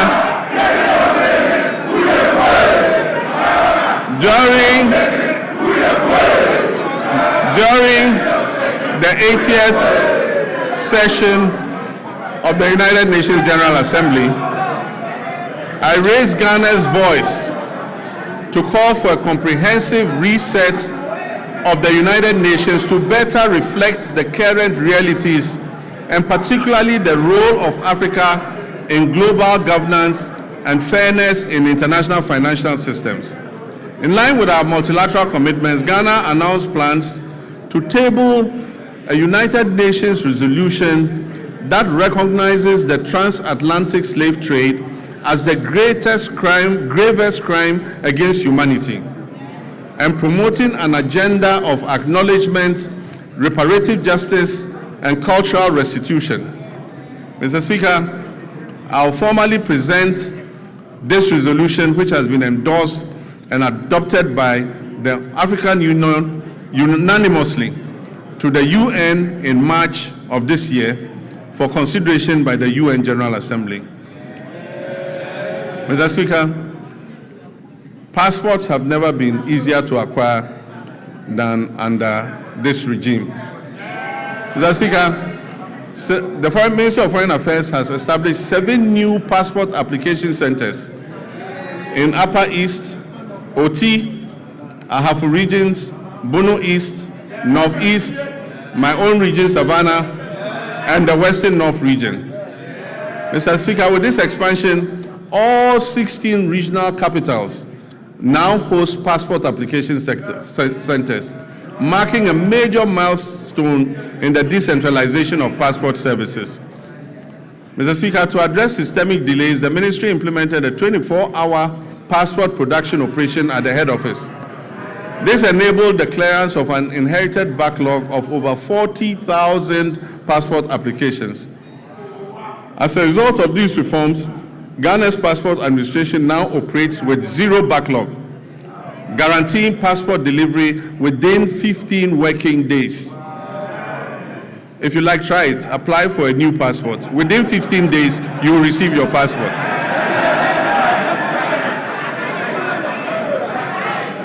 Mr. Speaker, to facilitate travel and boost tourism and ease business mobility, the Ministry of Foreign Affairs implemented a 5-day visa processing service across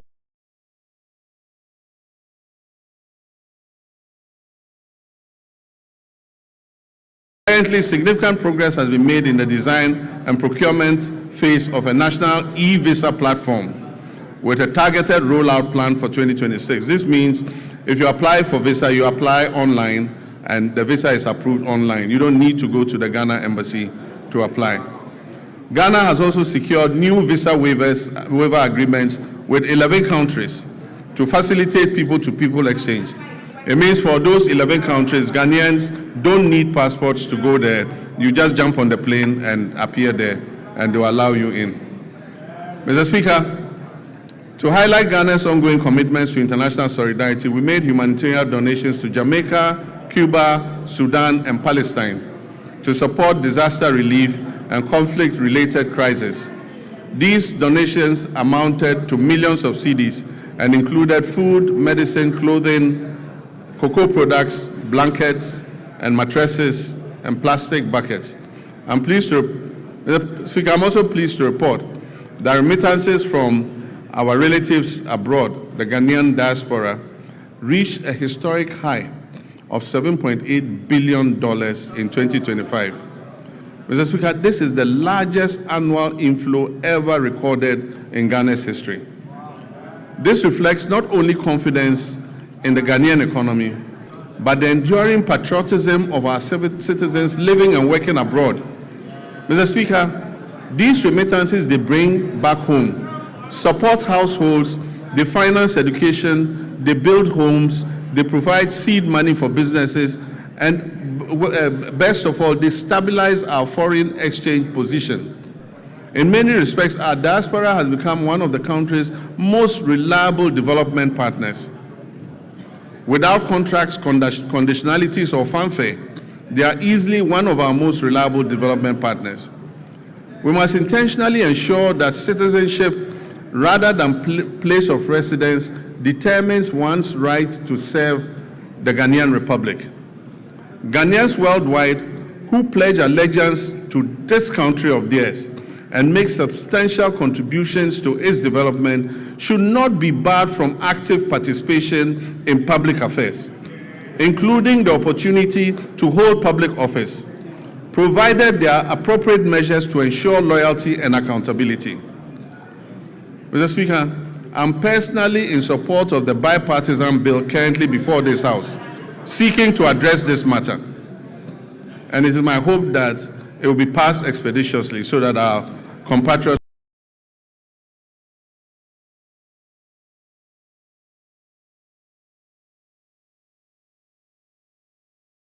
we're trying to achieve.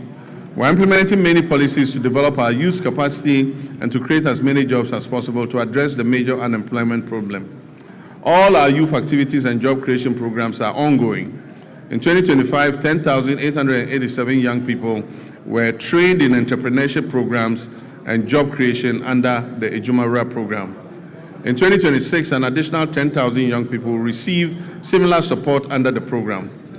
The National Apprenticeship Program onboarded 14,000 young apprentices during the pilot phase, and they have started receiving their start-up kits after passing out successfully. Training is ongoing across the regions, and when completed, the trainees will be certified by the Commission for TVET to facilitate their access to employment. Mr. Speaker, this year, the target for the National Apprenticeship Program has been increased from 10,000 to 100,000 young people, offering many more young people the opportunity to acquire the skills needed for sustainable development. And as I said, when they pass out, they are given a certificate by TVET to show that they have passed out and have the skill in whatever they learned. In 2025, 86,000 young people were engaged through the Youth Employment Agency, various employment modules under this agency. This year, I've directed the Ministry of Youth Development and Empowerment as a matter of urgency to review all the youth employment modules under the YEA to reduce duplication and ensure value for money. This is important so that we can channel the resources to the advantage of the teeming youth who are waiting for opportunity.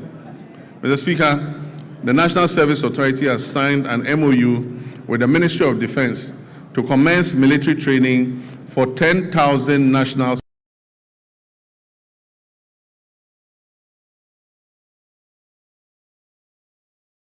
personnel will receive call-ups to report at various military centers for training. Mr. Speaker, this was a program initiated by our late Minister for Defense of Blessed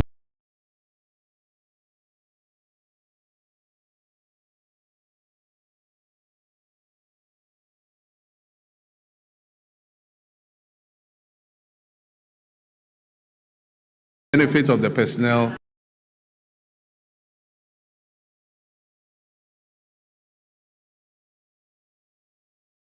Ghana's trade and agribusiness and industrial sectors to boost our competitiveness in export markets, encourage value addition, and generate employment for Ghana's large youth population.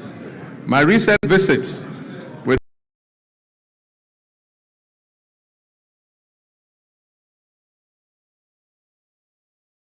expansion works on factories has convinced me that Ghana is on the right track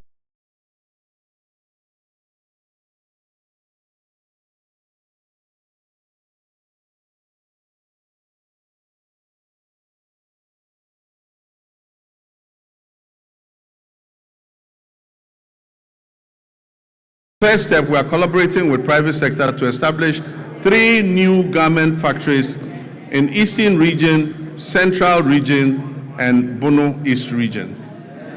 This will create an estimated 27,000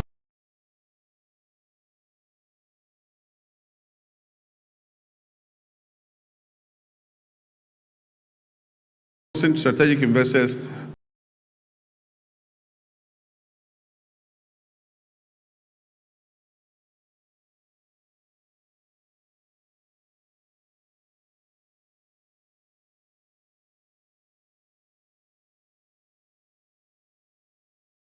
a 27.04% growth in 2025.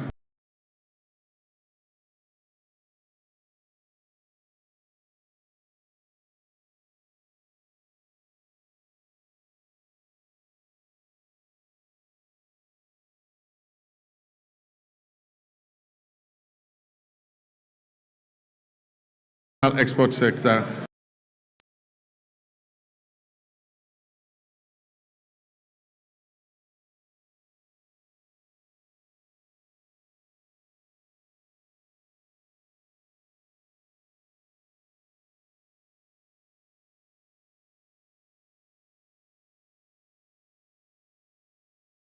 Of the overall 33.8% of industry's share of gross domestic product in 2025. It emerged as a leading contributor within the industrial sector. The sector generated export earnings of approximately 15.25 billion, accounting for 65.37% of Ghana's total export receipts, out of a total of 23.3 billion. Mr. Speaker, the abolition of value-added tax on mineral exploration activities is expected to significantly reduce upfront costs for investors, improve project economics, and stimulate increased greenfield and brownfield explorations across the country. The fight against galamsey remains complex and demands a multi-dimensional response that integrates strong enforcement, the application of technology, sound regulation, and active community participation. The Ministry of Lands and Natural Resources, in collaboration with the Ministry of Transport and Ghana Revenue Authority and the Ministry of Finance, has registered 1,808 pieces of earth-moving equipment at the ports, of which 1,033 have been fitted with trackers and are being tracked. The protection of our water bodies and forest reserves is ongoing with the deployment of 1,634 blue water guards across Western North Savannah, Upper West, Bono, Eastern, Ashanti, Central, Volta, and Northern regions. This nationwide deployment aims to strengthen surveillance, improve rapid response, and enhance on-the-ground enforcement against illegal mining activities that threaten critical water bodies, forest ecosystems, and livelihoods. Mr. Speaker, NIMOS will maintain regular coordinated operations across all 21 identified hotspots to prevent re-entry of illegal miners into these reserves. While temporary deployments yielded positive results, they proved insufficient for sustained enforcement. Mr. Speaker, in the works housing and water subsector, these are vital pillars of Ghana's national development, shaping sustainable livelihoods through reliable water supply and affordable housing that enhance citizens' well-being. Sea defense works are ongoing. We've successfully completed works at Komenda, Ningo Pram, and Elmina. Together, these 3 projects have protected approximately 15 kilometers of our coastline and safeguarded lives and livelihoods and property. In March 2025, I visited Solakope, Agaveji, and Amutinu in the Ketu South municipality, where tidal waves had displaced thousands of residents. We made a firm commitment to address the devastation. Mr. Speaker, through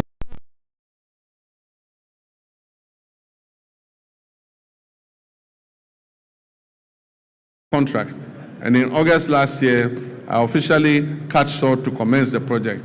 I'm pleased to inform this House that the project is currently 25% complete, and calm has already been restored along the coastline.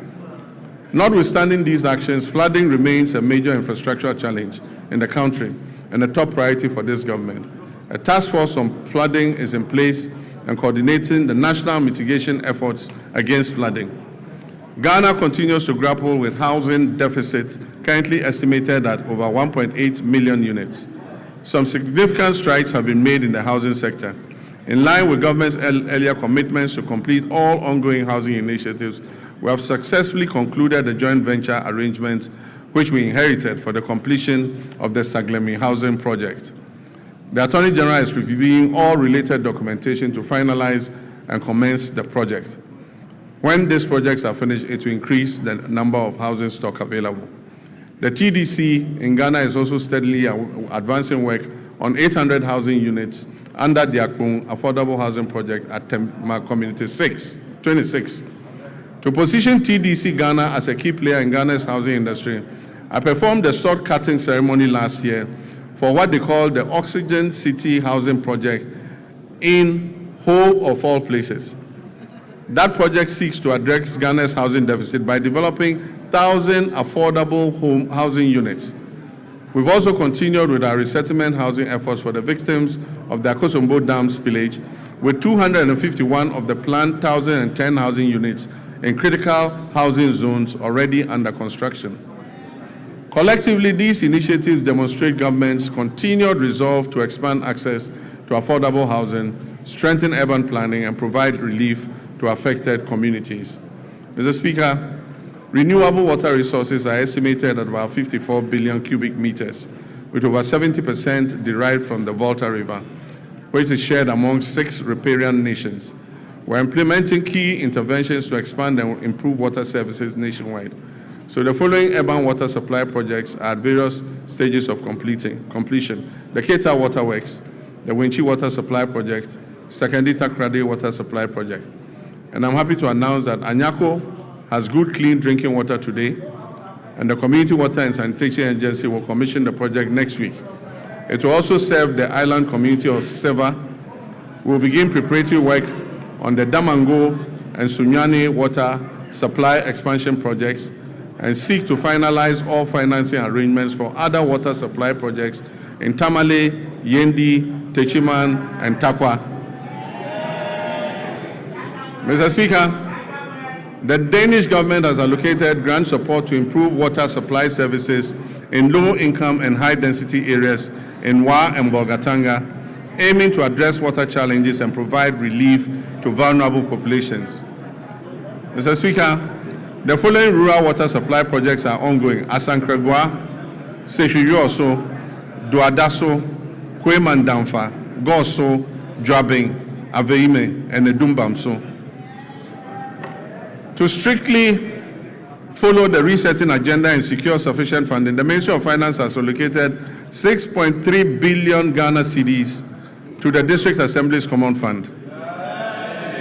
This amount covers 4 quarters of the 2025 fiscal year, and it has been allocated to all 261 metropolitan, municipal, and district assemblies to execute their activities outlined in the medium-term development plans and annual action plans. Mr. Speaker, out of the amount released, a total of 4.3 billion has been dispersed to all MMDAs. The 4th quarter installment is being processed and will be disbursed soon. Mr. Speaker, all members of this House will agree with me. All members of this House will agree with me that the flow of resources to the district assemblies is unprecedented.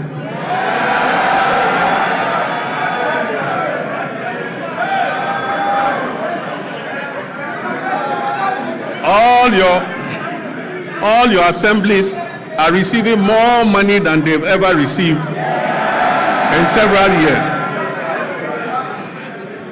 Mr. Speaker, in fulfillment of government's commitment to strengthening local governance and decentralization, the ministry has, for the first time in the history of local governance, disbursed a total of 100 million Ghana cedis in monthly allowances to all assembly members. Unprecedented, assembly members have received their allowances. The Ministry of Local Government, Chieftaincy and Religious Affairs has also finalized designs for the new 24-hour economy modern markets to be constructed in all metropolitan, municipal and district assemblies. Mr. Speaker, procurement processes are far advanced to commence the construction of these markets, and very soon in all your district, honorable members, you will have a 24-hour market operational. Mr. Speaker, our tourism and creative arts sector has a lot to offer. Creatives using the new media are giving our nation greater prominence than we could have achieved through any first-class traditional media outlet. Our economy will not be built only by traditional sectors, but also by human creativity sectors that will absorb those people who will be displaced from the shop floor by the new AI technologies that are being rolled out. Ghana has become a favorite tourist destination because of our history, culture, our arts, our music, our fashion, and our food. Government has allocated 20 million Ghana cedis to the film sector alone. This is going to the film sector to support Kumawood and Gollywood and all the woods. Mr. Speaker, another 20 million cedis has been given for the other creative sectors. I believe that this injection of money will bolster our creative sectors. Mr. Speaker, I wish to assure the creative industry and the Ministry of Tourism that I'll be your personal ambassador. Mr. Speaker, in line with our new national efforts to bring events and conferences to Ghana, we are going to undertake the refurbishment of the Accra International Conference Center to restore it to its iconic past as the country's national and international events and conference venue. Mr. Speaker, the original contractors of the center, Enego Project Ghana Limited, have conducted a structural integrity assessment at the request of the Office of Chief of Staff and made recommendations for the facilities renovation and refurbishment. They will commence this work in the next few weeks. But Mr. Speaker, the AICC is not enough for a country seeking to develop its creative sector and become West Africa's destination for meetings, conferences, musical concerts, and entertainment. So working with the private sector, work will also commence this year on a befitting convention and creative events center to position Ghana as West Africa's leading hub for meetings, incentives, conferences, and exhibitions and creative events. Ghana will also begin this year the renovation of the State Banquet Hall, which has been closed for a couple of years. Mr. Speaker, this year we will strengthen Ghana's standing in the major global and continental sporting events. We will make our 5th FIFA World Cup appearance. And for us, this is an opportunity to boost national branding and the economy beyond just sports. Mr. Speaker, supporters and other people interested in going to support the team would have to submit a visa request to the American Embassy. We are being told that we must ensure that supporters who go return on the visas. It has taken a lot of work to restore Ghana's 5-year non-immigrant visas and take us off the ban list. It is my hope that this event will not send thousands of Ghanaians to America and get us back on the ban list. Mr. Speaker, the Black Queens will compete at the 2026 African Cup of Nations, Women's African Cup of Nations, building on their bronze medal finish in Morocco. At the youth level, Ghana will participate in the 2026 Youth Olympic Games in Dakar with a multidisciplinary team aimed at strengthening long-term elite pathways. will also compete at the Commonwealth Games 2026 in Glasgow, reinforcing Ghana's presence across the Commonwealth sporting landscape.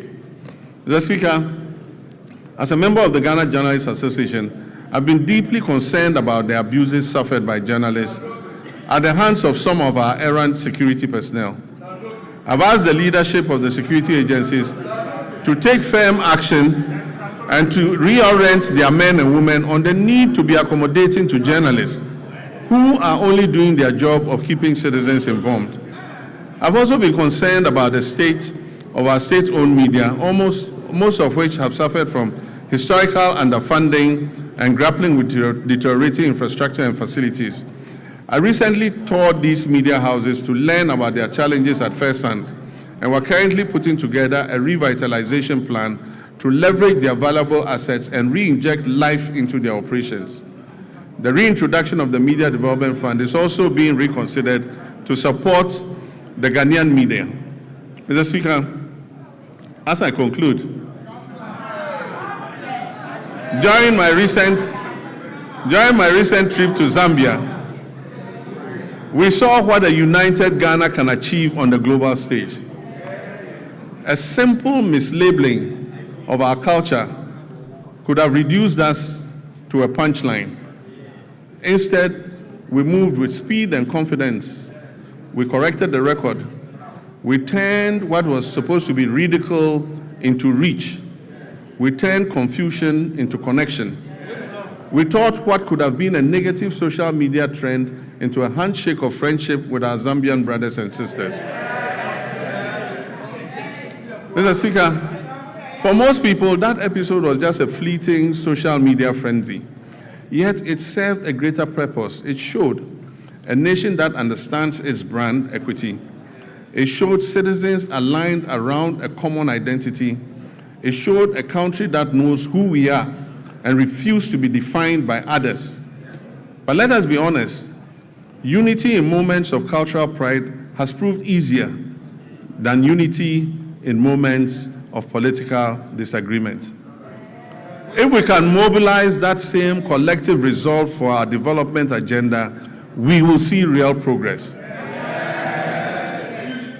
And that mobilization is possible because we are the descendants of a people who united against political subjugation. We resisted economic exploitation, and we fought colonial oppression. Mr. Speaker, our pursuit of national development today demands that same unity of purpose. We must reject misrepresentation and distortion that detract from our collective progress. We must guard our development as firmly as we guard our cultural identity. We must act as one people with one purpose.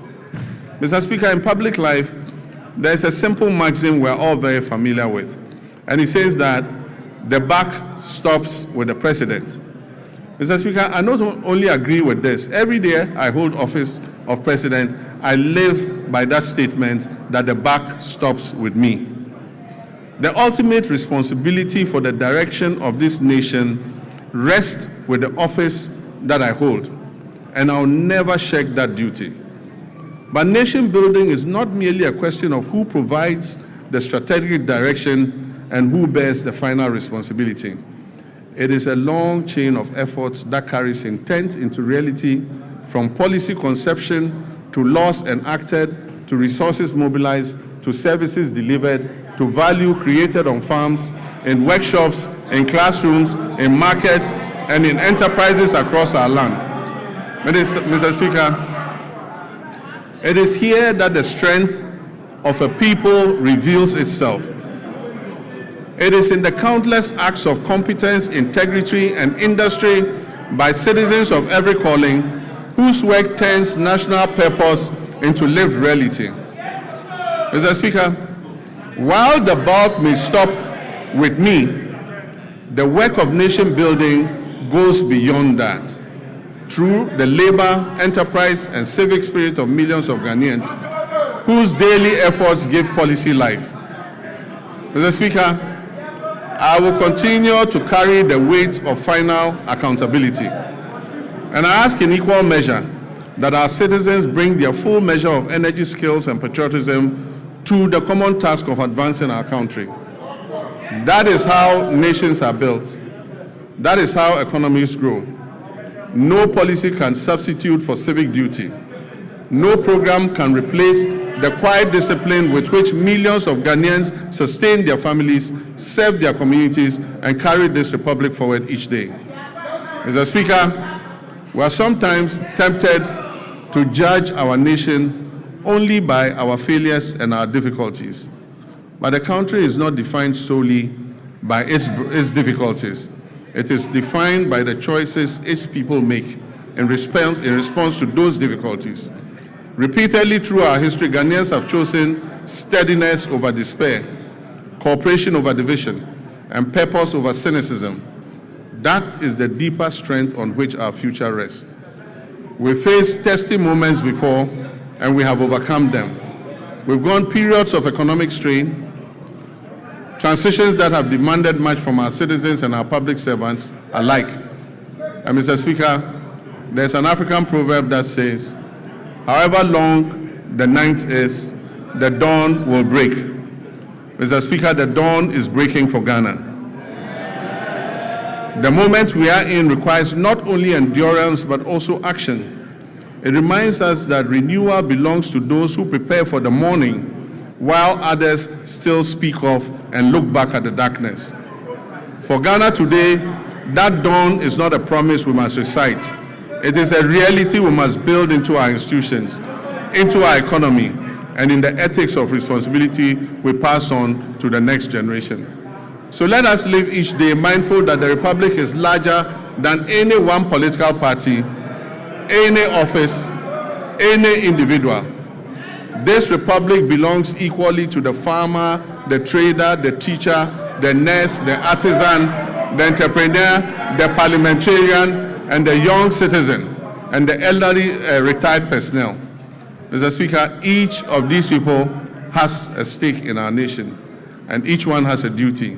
Each has a claim on the future we're shaping together. Mr. Speaker, nations endure not because they are spared trial, but because their people refuse to surrender to trial. Ghana has been tested before. We did not surrender. We will not surrender now. And so with gratitude for how far we have come, and with the resolve for the work ahead, I say, Mr. Speaker, the state of our nation is resilient, the state of our nation is renewing, and our nation is firmly in the hands of its people. Our nation is on the brink of takeoff, and so ladies and gentlemen, passengers, fasten your seatbelts. I thank you for your attention.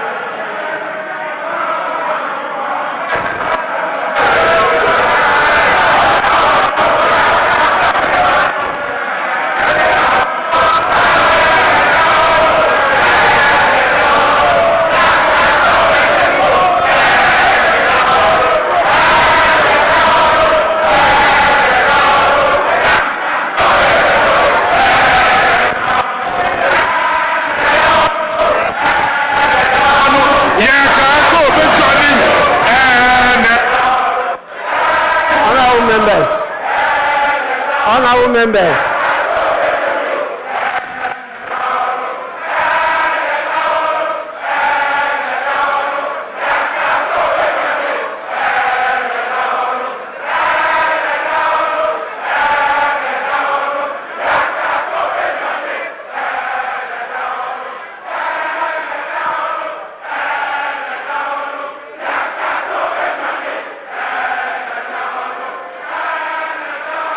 Honorable members.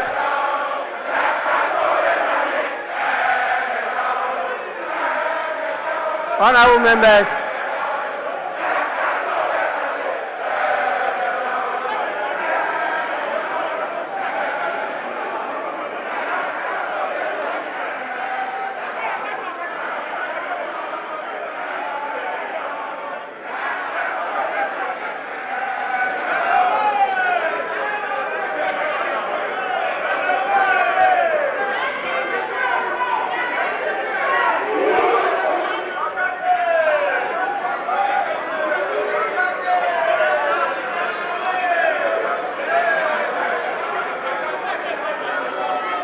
Honorable members, please.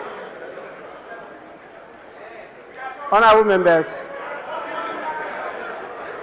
you know we are in this together, and you understand as accomplished parliamentarians that when the speaker is on his feet, every other person